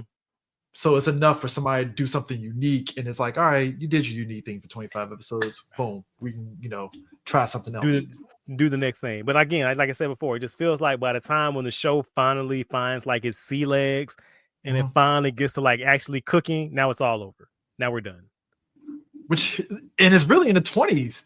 That's when and I think that is the nature of like when you watch shows the normal way and stuff. 20 is like where it's like the halfway point, like your Gundam Wing and stuff, where it's like it got to 25, it's starting to fucking really get going, and then you can't wait for the second half of the series and stuff. Same with Double O. Double O ended on this like, what the fuck happened? And then it's like, boom, we're off to the next season. And you don't really notice it when you're watching like week to week. Yeah. But when you watch it like in a chunk, because like I watched the whole show. I rewatched the whole show in 2 days. And like watching it, I'm like, man, like once the show like really finds out what it's doing, once it gets a really strong voice for the cast, once we get to really going on that mystery and finding out more about the relationship between Blazar and Genta, the show is over. Yeah, I mean, even the relationship with Ultraman and Blazar, it is kind of funny because there is this inner conflict between both of them because Blazar basically is trying to help Kenta in his personal life, which bros helping bros. Yeah, it was very, very was it Firestorm-esque in a way. Right. When they told him he to go on bed rest and he was gonna lie and go do something else, and Blazar punched him out. It's like, peace. Like, go to sleep, nigga. It's like, sir, you're Ultraman. You're 3. What is it? What's the thing? Like the rock paper scissors strategy of decision making does not work in human form here. Right? Can't do this. Well, it was effective that time because when it happened, that nigga went to sleep. He got his bed rest, didn't he? Well. Just saying, the Ultra as a human, a girl goes up to kiss him, you can't punch her. Is all I'm saying. Like it's like, bro, she's just trying to kiss you. She ain't trying to attack. I can't if it's a goddamn bolt-on. This chicken's a bolt-on. Is that another word for bitch? No, she's a bolt-on. It's like, okay, cool. And if I'm not mistaken, I also think the gag was like Blazar does not understand human language. No, he doesn't. He has an idea of it, but like in terms of like human interactions, it's very he's Would you say it's alien to him? Yeah, it's literally alien to him. Hey, 3 for 3. Well, I'll say that top of the show with him, this Blazar being unorthodox, he doesn't even have the typical this type of beam until like the last episode. Bro, that shit cooked, bro. Like, I can't believe the slow that's burn. a good thing. It's a slow. That is a slow. It's a slow burn. Sir. Slow burn, and it's like great writing. It's tied to character. It's tied to the story. It's not just I'm going to do the thing because it's the thing. Like they actually build it up, but it wasn't like in a lame way. Yeah, it was definitely. It definitely was because Blazar over the course of the show, it's like the power up forms, him getting the sword. This is my sword. Did I say it right? No, little. I don't know. It was the blade. The Spin Master sword. Yeah, Spin Master sword and all that stuff. Even with those upgrades, you kind of was just like it. You were kind of like, all right, that's cool. Selling the toys, cool, got you. So when he does that, the Ultraman beam that we come to know is like, thank you. And it was what initiated, what powered it up, the bracelet that the sun gave Genta in Genta's wedding ring. Taguchi, I see what you're doing. I see what you're doing there, sir. You were straight cooking with gas there, bro.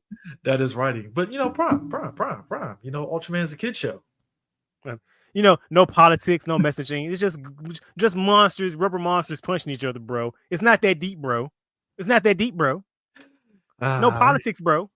I love when people say that. It's like, you didn't watch the show, did you? Did you not watch the show? I watched the show. And then my thing about like, okay, let's take a step back, CJ. Let's pretend to be people like that for a second. Yeah, like, just for a second.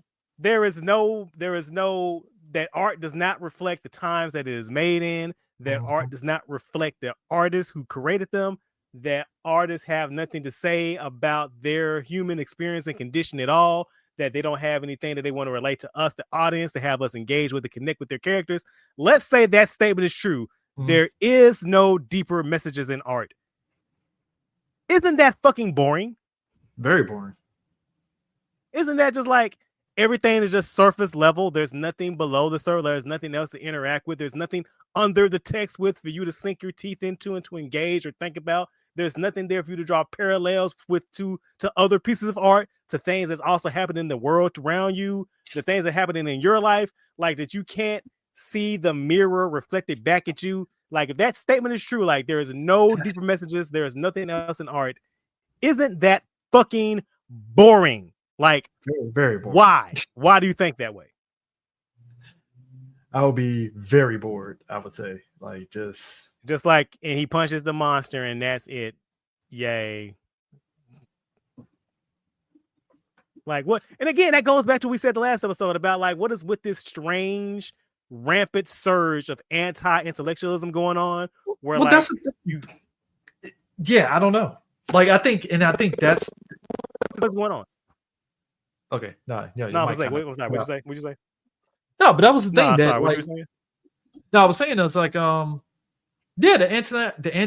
anti-intellectual, non-critical thinking aspect of it. It kind of goes into like how people look at Toku, and it's like Toku has some deep themes in it. Like don't let the fucking people in brightly colored spandex suits or Ultraman, all that stuff fool you. There's themes here, and I always felt the themes for Ultraman was always about the children and the parent relationships. Always, at least that's how I always saw it and stuff. Like I just don't understand.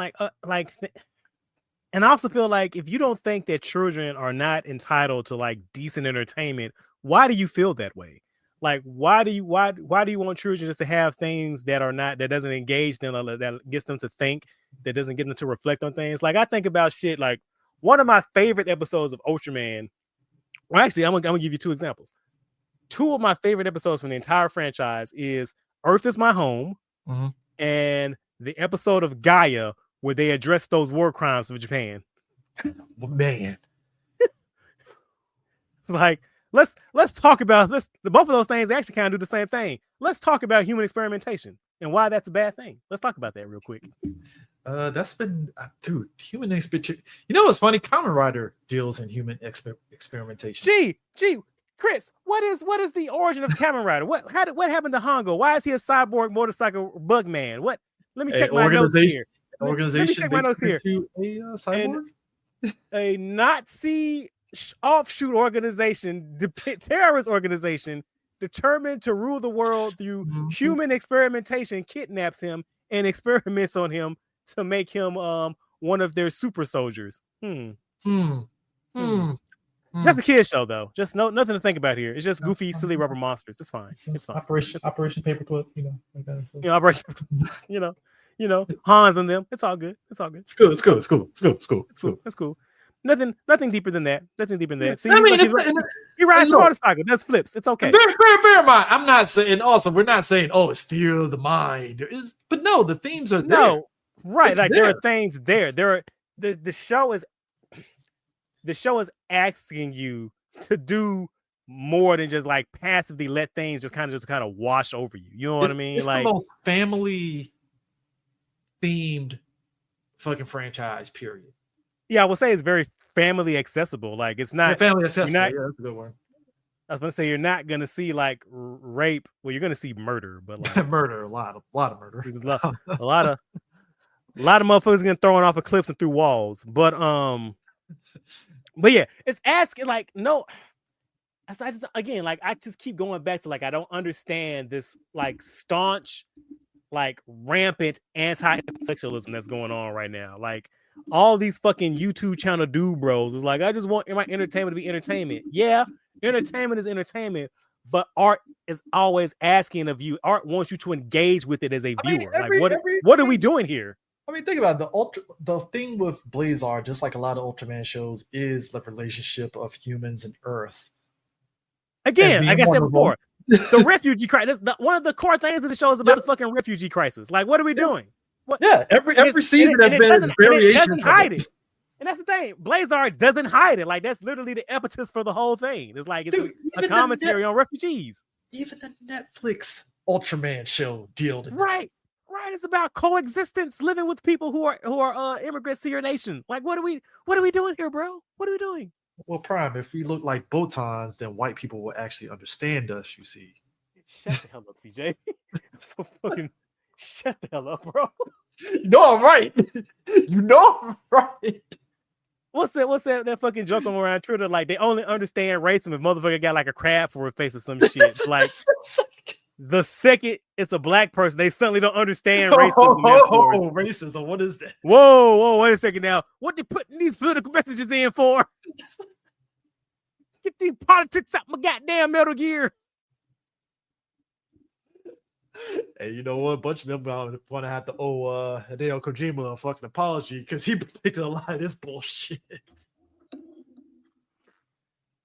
I just want to go back in time to when I first played MGS2 and go, nigga, take notes. Take notes, folks. Right slowly. I want you to really pay attention. Don't skip that cutscene because don't press circle, bro. Nah, bro, put the controller down, bro. I need you to listen to the memes. That is sick. How all the stuff that we intake as just whether it's the toku or the video games, they all predict certain aspects of society, and folks still don't click in our heads. Like we know, like okay, like we see this shit with AI, right? And we look at it like there's a danger here. I've read too many science fiction stories about AI to really trust it. What's the other meme?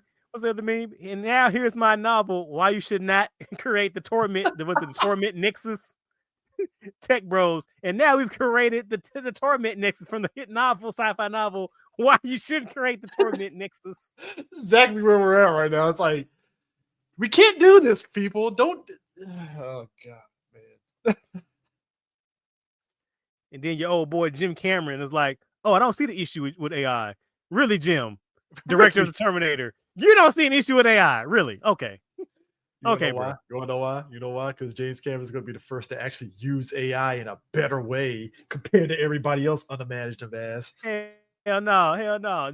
Jim Cameron could be the first motherfucker to be under the sea. I swear. Look. We as a society, right? Just to bring it back to Ultraman, it's like we just wouldn't be able to function in certain situations. Is all I'm saying. And Blazar just proves once and for all, like, no, I think this solidifies that there will be nobody in America is going to come together like this ever. At no point in time. I think I got a really hearty chuckle when director douchebag said, "Send this message to America, the American station. They'll know what I'm talking about." Like, I know this is science fiction. The science fiction, but I know we watching science fiction now, bro. It's like Americans don't have nothing to do with any of this shit. They don't even know about the photons or any of that shit. Get the hell out of my face. They know nothing of kaiju. Because again, another thing. Did you see that? Was it the last, the second to last episode when they were like tracking those monsters through the world, and they were like pointing out the monster size, going, "Oh, that's 30-meter class. They got that one." I'm like, damn, really, y'all? I don't know if I was right now. I'd be like, did they throw a nuke at it? Because that's how they roll over there. But like, oh, this one popped up in Congo. How big is it? Oh, it's 40 meters. Oh, they're good. They got it. They got it. We won't deploy there. We're good. Yeah, that's how we know we'll be fucked in kaiju wars in real life, man. Japan really would be like, yeah, Americans got it. They're straight. Again, do you know how many no man land zones there would be? Just like, I feel Nebraska, I'm so sorry. Nebraska, I'm so sorry. Y'all catching hell. Y'all are fighting for your life. Y'all gonna be struggling, bro.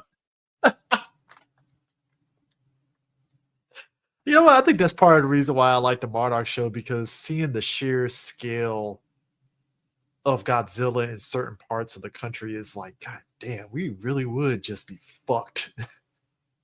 If Godzilla was real, like cities would be done. Like just DC done. Any major cities like nah. And then you have a Godzilla laying out in the middle of the fucking Coliseum, like he's part of it. Like, scratching his nuts.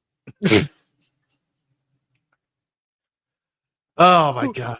Who gonna move him? Yeah. I mean, look. Right. But going back to it, like I said, the themes of it and stuff, with it being family accessible and just like that, it's like that's part of the reason why I want to see like a situation where we're dealing with, because like I said, we got a single dad Ultraman and stuff. What about a single mom Ultraman? That would be an interesting dynamic right there, just because of the having something like that. That would be great. Or I mean, well, we had Ultraman that were married. I'm trying to think. I would say Ken loves his wife. What are you talking about? Yeah. Ken loves. Yeah. I was sitting down. I was like, hold on. We just watched a movie where he was married. What am I talking about? No, I forgot. Shit, I just forgot about Ken. So I was talking about Father of Ultra. Yeah. So yeah, I mean, definitely get more of that and stuff. I definitely need to watch the new one that's out, because I've been kind of slacking on. Yeah, Arc. Arc is okay. It's fine. Like I'm not hating it. It's not knocking me out of my socks either. It's fine. Yeah. I'll probably do like a rewatch when I can see it in better quality and not on YouTube streaming. Oh yeah, I mean, it's cool. I never had, so the design of Ultraman Blazar, because I know we were kind of like going all over the place, but were you a fan of the design? Oh, I said it was like one of the best Ultraman designs. Oh yeah, no. I didn't know. I didn't know if we actually went. I know we kind of went straight into Earthbound and started like cracking jokes on them. But no, like I said, that's what kind of annoyed me about the Fire Denorman. I was like, oh, you just had to Bandai it up, didn't you? Oh, okay. Come on, Prime. Bandai loves their mandates. Could have just made toys. Could have made Ultraman with him combining with this, and could have really had him flying like a bird. That would have been great. Phoenix Blazar, been great. Well, they alluded to that a lot because they kept showing like whenever he did an attack, like you can see the wings sprouting out from his back, because you just like no, if they had the money for it. Well, that 99 2000s budget, man, we would have got like a fucking whole Phoenix form, Ferdran form easily. Right, we would have had if was it who tanked the flow? If they didn't like tank the flow, we would know we would have got like a red and a blue form. We would have got a form where he had the lines all throughout the black parts of the body. We would have got a form where he had like chesticle armor. I would go so far as to say bigger budget would have had him combining with Earth Aaron in some weird way. Earth Garon armor. Yeah. That could happen. You know, kind of like what they did in Tekken Man Blade when he combined with that robot. Right. Oh shit. Thank you for reminding me about Ultraman Blazar. You didn't watch the Decker movie yet, have you? No, I didn't. Is she in that? There is a female host in that. Hold up. Come on, laugh if I actually seen the actual. Oh, okay, I see it. Huh. Looks cool. Yeah, I mean, it's just a blue Decker, but okay. Yeah, I know. I was like, would you count Dark Frost? Or is that kind of a cheat? I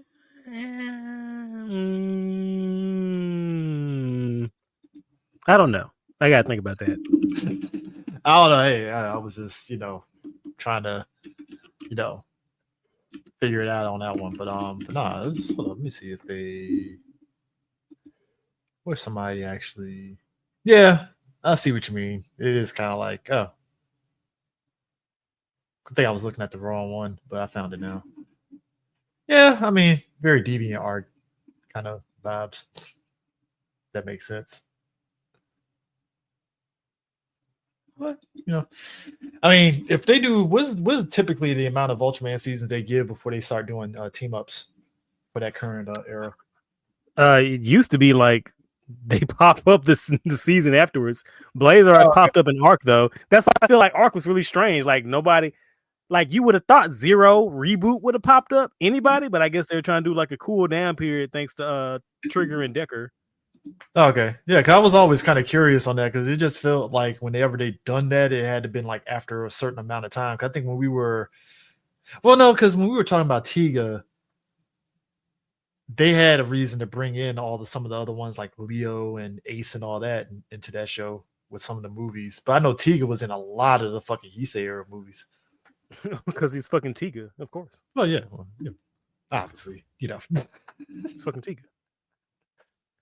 But yeah, I'm trying to think of anything else. Yeah, go out and buy the Blu-ray of Ultraman Blazar. I'm just saying, get that. If you want to, you can get some of the Blazar toys as well. They look very nice. Mm-hmm. As the Blu-ray is not that expensive. And if you buy it on Blu-ray, you don't have to worry about it being deleted off a streaming app later or having really shitty streaming quality. Yeah, and you get buy physical sound. Buy physical, folks. If you can. You don't have to have your you don't have to have a streaming, internet and good streaming, with your excellent Spotify sound quality. And again, yes. I can already see the Captain Harlocks in the crowd. Yes, I'm aware of that. That's not the conversation we're having right now.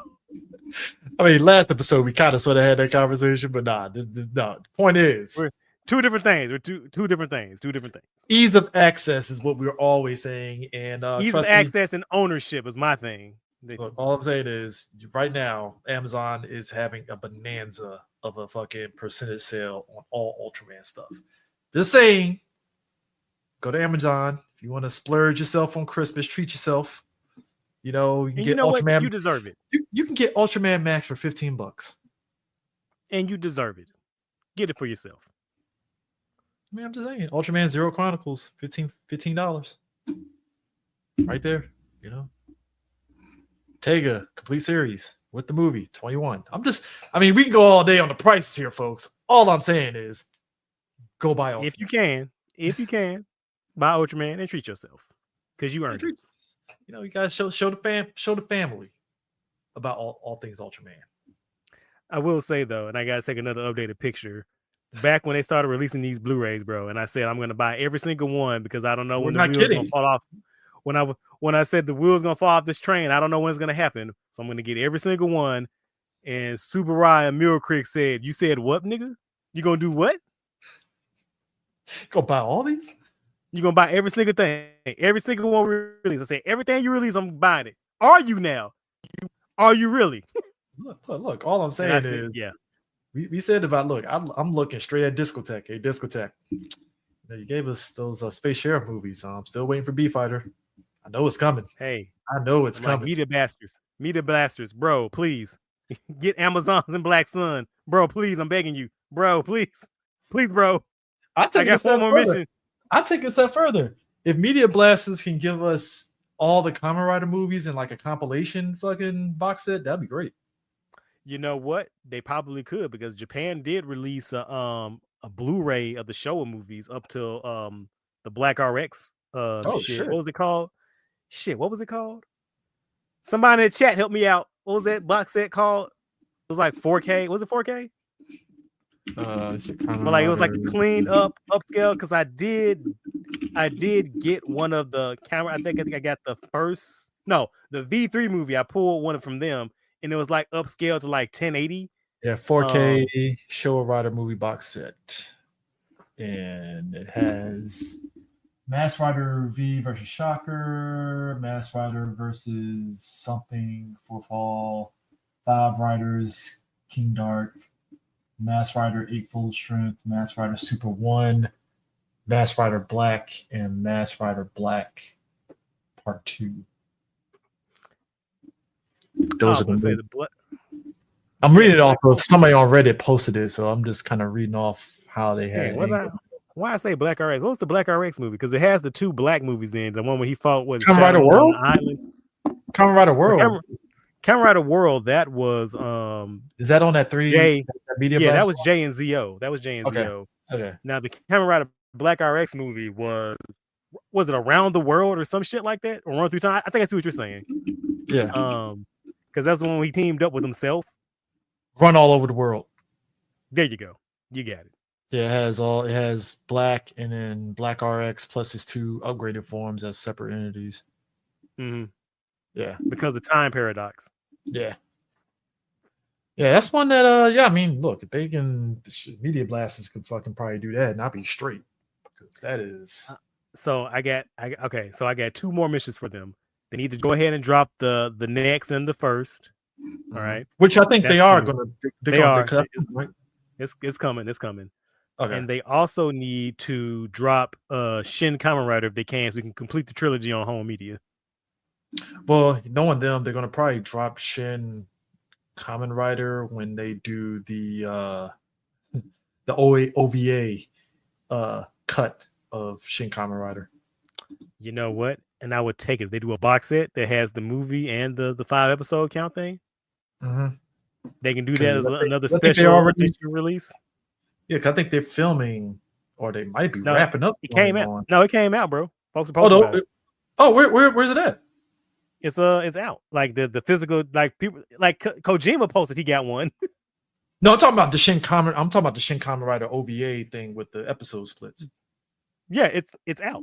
Oh shit! I didn't know. I honest to God didn't know it was like out. I thought they were still like filming it. No, it's been over with. Yeah, like oh wow, Kojima posted about it, and I think Fives was posting screenshots and shit from it. Oh shit! I guess I need to check that out because wow. Okay. You need to we're gonna be some Gokai changing after the episode. Might have to, because if they release that, I'll be like, oh okay, cool. All right. Isn't Anno about to jump onto another like beloved franchise? Yeah, apparently? He's involved with that new Gundam. That's gonna be interesting. The Anno Gundam. We'll see. And he's also doing Battleship Yamato, I believe. Somebody help me out. Is that true too? Okay, shit. Or did I just make that up?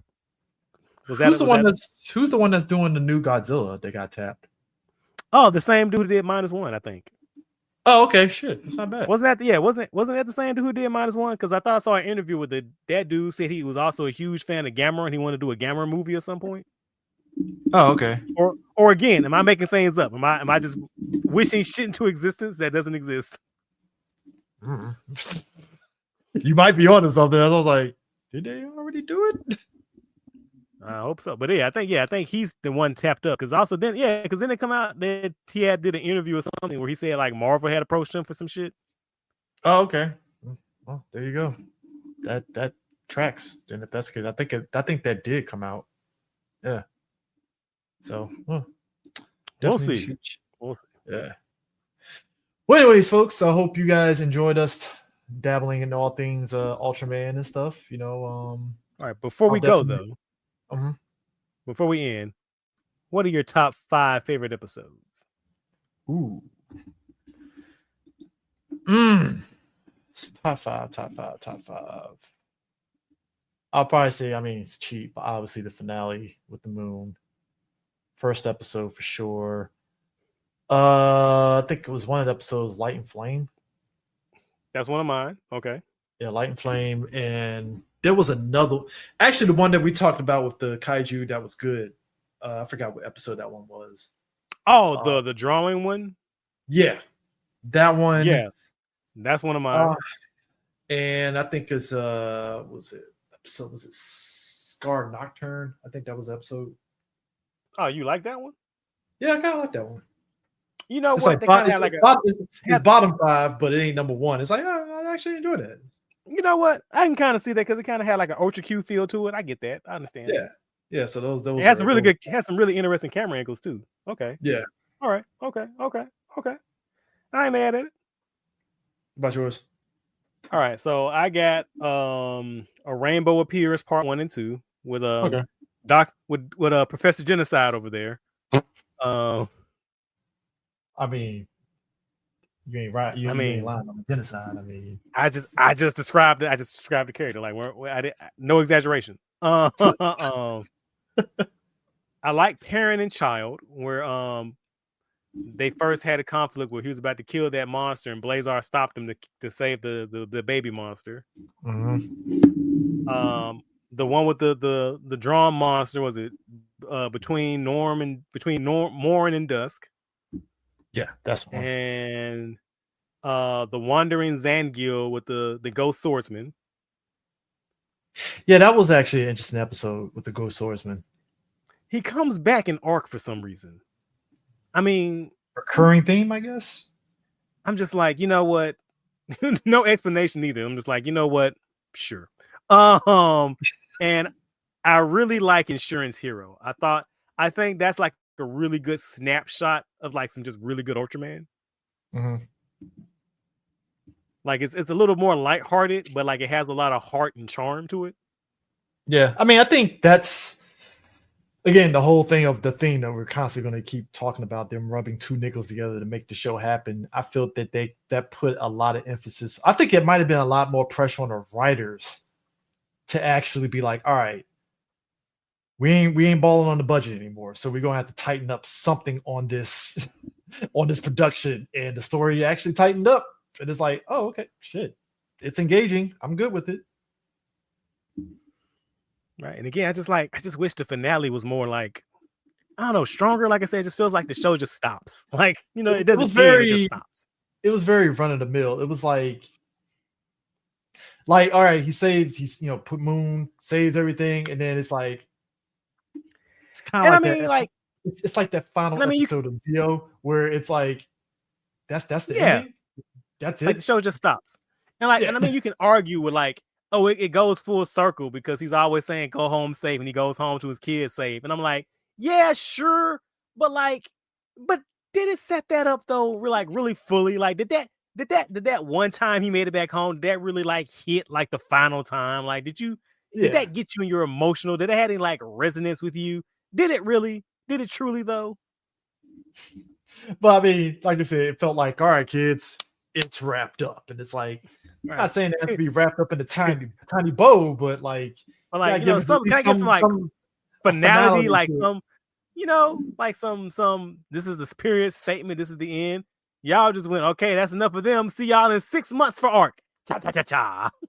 I feel like it's like a fucking studio just put a gun to the head and say, you need to end this show now. We ain't giving you no more money. All right, guys, wrap it up. Just wrap it up now. Like, all right, cool. Right. And then director Dickbag, he just kind of like walks off the show. It's like, oh, we're done, right? You tell me being a warmongering bigot's not the move? Oh, okay, well, guess I'll be hitting the old Dusty Trail then. All right. Y'all have at it. It's like I learned my lesson. It's great. Cool. Boom. Done. Right. It's like, all right. What he says to Emmy, oh, I guess you were right then. All right, bye. Just walks off frame like, what the fuck? Huh? Does not compute. Nigga, you're a war criminal. What are you doing? Where are you going? To jail, I hope. Does not compute. Does not compute. Done. I mean, didn't Fox Kid hold on, because somebody brought up a good point. Super Smash brought this. At least he's like, you'd be happy to know this 24/7-year-old has at least seen one episode. Yeah. It's like he's seen one episode. Yeah, I mean, look, I will say this. The Fox Box Ultraman Tiga was interesting for its time. I'll say that. I think that if they found a reason to get people into Ultraman, you can't go wrong with Tiga. So yeah. They picked the right one. That's one of the shows that Super Ride had like a lot of faith in. Like they were back then, they were really pushing Tiga. Like that's it's like they I put got all more their chips in that basket, right? So you mean to tell me we got more Toku on TV and ain't Power Rangers? Man, crazy. That was the time. Eating good.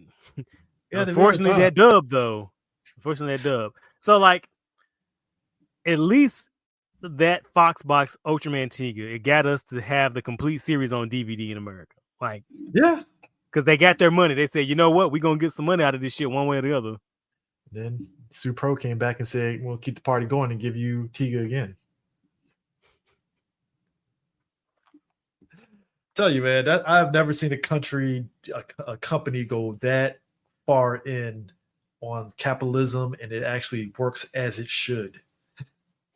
The market is dictating that they want more Ultraman. All right, give them more. Fuck it. Give it to them. Like the one positive thing about capitalism, right? Thank you. Right? It's like that. That is something that still blows my mind because it's kind of, dare I say, unheard of to have a company just say, fuck it, we're going to give you all these shows for this price. And for all intents and purposes, it's selling very well because of it. It has to, because like I feel like even if Super Ride was like tipping the scale a little bit there, like if these shits were not selling, they would not be pumping out this many and this fast. I know. Because like, have you seen the spread? Have you seen the spreadsheet recently? No, I didn't see it. What was it? What? It's like the stuff they released. It's the list of we basically almost have all the Ultraman in America. It's you can probably count on 1.5 hand like the stuff we don't have. Like it's not that much. It's not that much. Like, what are we missing now? Because they just announced. I caught myself because I went back and checked out the episode we did the other day. They are coming out with Ultraman Z. I pre-ordered on Amazon. Shit. Yeah, we can legit say that we got all the Ultraman, because I think even some of the obscure shows and stuff, I think with the cartoons and stuff, is getting really. We got some of the cartoon shit. Yeah. Right. So on DVD, what we don't have right now is we don't have Trigger or Decker. Which is probably coming at some point. Right. Obviously, we don't have Arc because Arc is still airing. We don't have Towards the Future or Powered. We don't have I'm looking. We got Neos. We don't have I don't think Kaiju Girls is on DVD yet, is it? Nah, I don't think so. Okay. Hold on, let me look at my list here. Let me try if I can find that chart. But like you see I'm having trouble thinking like what do we not have? Like it's a small list, bro. Yeah. I mean it's yeah. I think we're missing Ultra Q Dark Fantasy. We don't have that, do we? I don't think so. Hold up. You said Ultra Q Dark Fantasy. We got Neo Ultra Q. I don't think we have Dark Fantasy. I don't think so. Nah. We got Heisei Ultra 7. Wait, do we have Heisei Ultra 7 or is that Ultra 7X? Which one do we have? Hold up, let me check. You said Ultra, which one? I might be saying the same thing twice. So Ultra 7X. We have Ultra 7X, right? No. Okay. Yeah, I got man, See, now I have to sit there and fucking do an expression for myself. Like, do we have that? I don't think so. Yeah, it's yeah. They really, because to me at that point it's like, because and it's fun. It's kind of interesting too, because with all these releases and stuff, it's like, all right, so what do you do after you make all these releases? Because you're literally just making releases for the new, for the new stuff, essentially, right? Okay, so they're about to release the Ultra Galaxy Fight. We talked about that last episode. The Ultra Galaxy Fight box set that's about to come out. They're gonna do Ultraman: The Adventure Begins. The old cartoon movie they haven't done. So Okay. they did mention. Oh well, fuck me. They mentioned that they're gonna do during the panel. They're gonna do Ultra Q Dark Fantasy Toward the Future Empowered. Okay. Well, that settles that. I mean, after that, what we got left? They're gonna give us Mirror Man and Red Man. Like, what are we doing? What's left?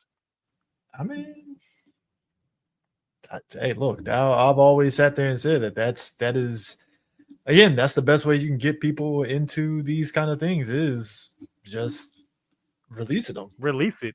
I'm saying, like, just expose people to it. Like, that's the only way it's gonna work. That's how that works, bro. That's exactly how it works. Look, I'm waiting for Ultraman Rising to hit Blu-ray. I'm still waiting for the manga cartoon to hit Blu-ray. Oh, the manga cartoon is coming out? I said I'm still waiting on it. They ain't announced it yet. Oh yeah, I thought yeah. I mean, look, somebody probably did a Blu-ray. Not for us. Japan got it though. Japan. I mean, PlayStations are region free, so you know. But I specifically said Mill Creek. I'm going to support Mill Creek and what they do. I mean, look, we are living in interesting times, and if you can get Ultraman Leo in the '60s era, Showa era Ultramans, get them while you can. And it's so wild. Like, I know we joke about this, but like, we used to live in like the wilderness years, bro. We did. And the fact that we can like legally buy this shit, and there's so much of it out, and there's so much out now. Like, the fact that there's like how many Sentai shows are on DVD legally now, like, yeah. I mean, look, at this point, if that whole thing with what's his face being the ambassador for Toei ends up netting Toei finally getting their shit together and being like Mill Creek and releasing shit, I mean, fuck. That will be a miracle. Bro, I want to believe. I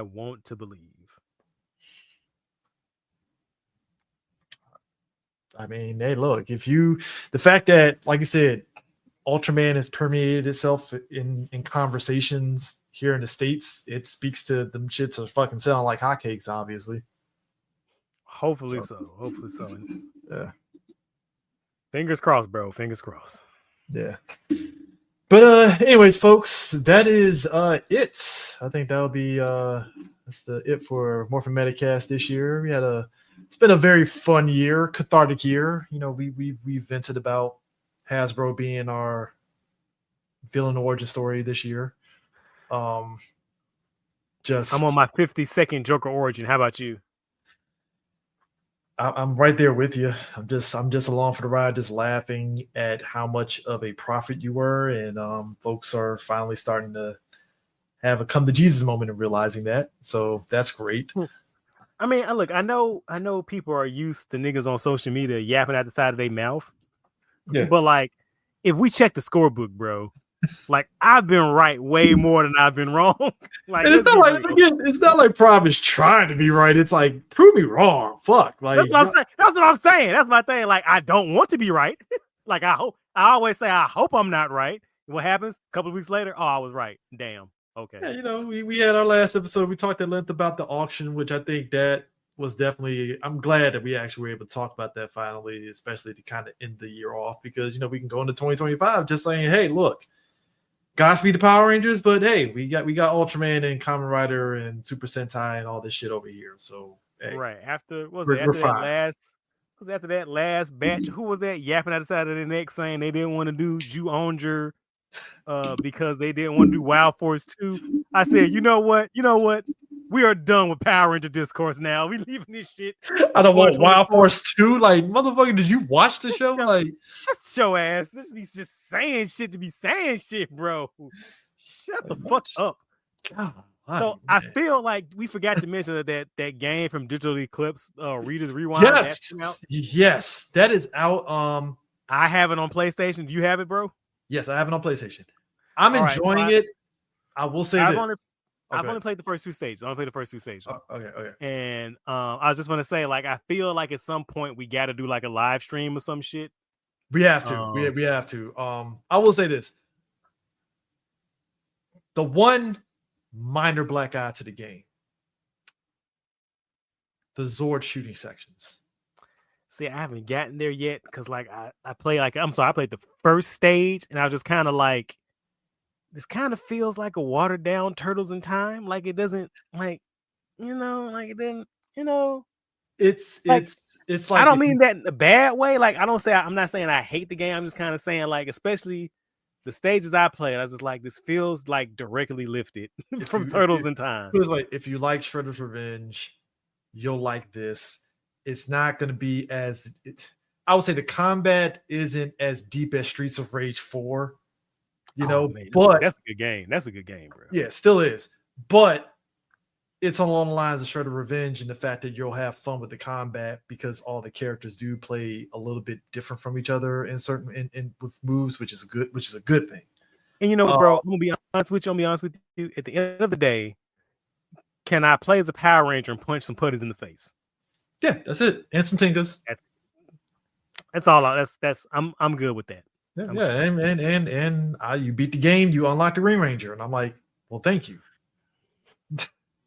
And I feel like you didn't DLC us with this shit. I remember you were saying like, why is they going to charge us like $10 for Green Ranger? I was like, shut up, Prime. Don't give them ideas. Well, look, one time I was wrong, but what was I basing that off of? The last beat 'em up game they did where they did that shit. Yeah. What was that game called? Was it Mighty Mega Battles, whatever the fuck? Yeah. Where it was like, oh, here's the game, but to play as the Green and White Ranger and then to play as the Stone Cali Trio, we gonna need $10 for that shit, pimp. Like, kiss really? My ass. I can't just unlock Rocky in the game. Like, I gotta pay for Rocky, nigga. I gotta pay for Rocky, my guy. Not to get Steve really, Cardenas. nigga? Not to get Steve Cardenas, but it's like, making me pay for Rocky though, man. Like Steve in the corner, like, what you say? Fuck me, bro. What the fuck I do? Why you saying my name like that, bro? What the fuck? What I do to you? I thought we was cool, bro. Like, if you said, here's how much we parse this out as Toku fans, right? We were like, I mean, if it's $10 for Tommy, I get it, right? Like, it's like you're justifying the price, even though it's still bullshit that I gotta fucking pay money. And then when you unlock this shit, the White Ranger was just a reskin of the green. Fuck that game, bro. Fuck that. That is the most laziest of laziest I have ever seen.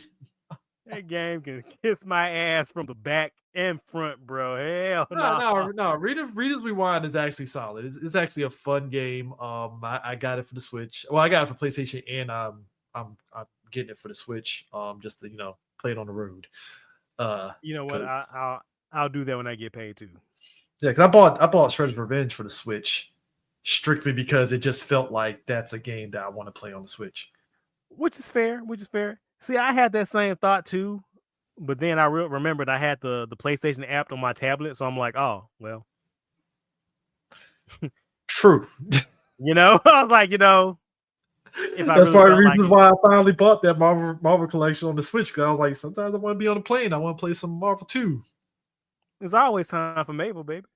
Yeah, it's always time. So just like, look, we got Reader's Rewind. I'm just waiting for the inevitable, Ultraman to make a comeback in the United States with a video game. I'm waiting for it. We can find that. What was it? That Ultraman, the Great on Super Nintendo. You don't want to get towards the future. True. I mean, because they're still making them over in Japan, right? Like for the mono consoles. I know they did it for. Yeah. That just reminded me. I still need to get that Monster Rancher game. That's Ultraman Kaiju. First off, Monster Rancher. God, I'm old. Second off, I didn't even know Monster Rancher was still kicking around. Yeah. It's on Switch in the US shop. I keep forgetting to buy this shit. I gotta get that. I gotta get it. That is a I did not know how big of a franchise that was. Monster Ranch is serious business, bro. Yeah, look. I watched the anime. I just didn't understand how big of a deal it was. It's it's like Duel Masters. Apparently, Duel Masters is like huge over in Japan. Didn't know that. But you know what? Fair. Yeah. Fair. I think it's also the aspect of like the earlier iterations, like the PlayStation 1 and 2 era and the Game Boys and stuff. Whenever video game reviewers talked about it and stuff, they always talked about it in a very xenophobic light. Yes, they do. And Language. they still do. Like, what is this monster? What is this Japanese thing? And I was like, hey, look, man, I don't even know much about Monster Rancher, but even I wouldn't describe it as that. Like, what are we doing here? I mean, what's it what we say about that passive aggressive xenophobia they got going around? Yeah. I mean, but yeah, before I go, last episodes of 3BG live stream is going to be this coming week, actually, because holidays, first time ever, I'm gonna be stupid busy.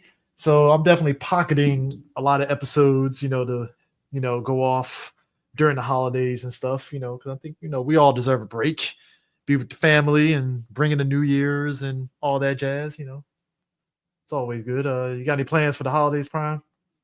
I'm a leaf in the wind, brother, and I plan to soar. So interactions with family, or you just you and the lady just chilling at home? I'm wherever the wind blows, bro. That's what I'm doing. Okay, hey, fair. But yeah, anyways, folks, we will catch you guys later. Peace out. Vida Zen, pimps.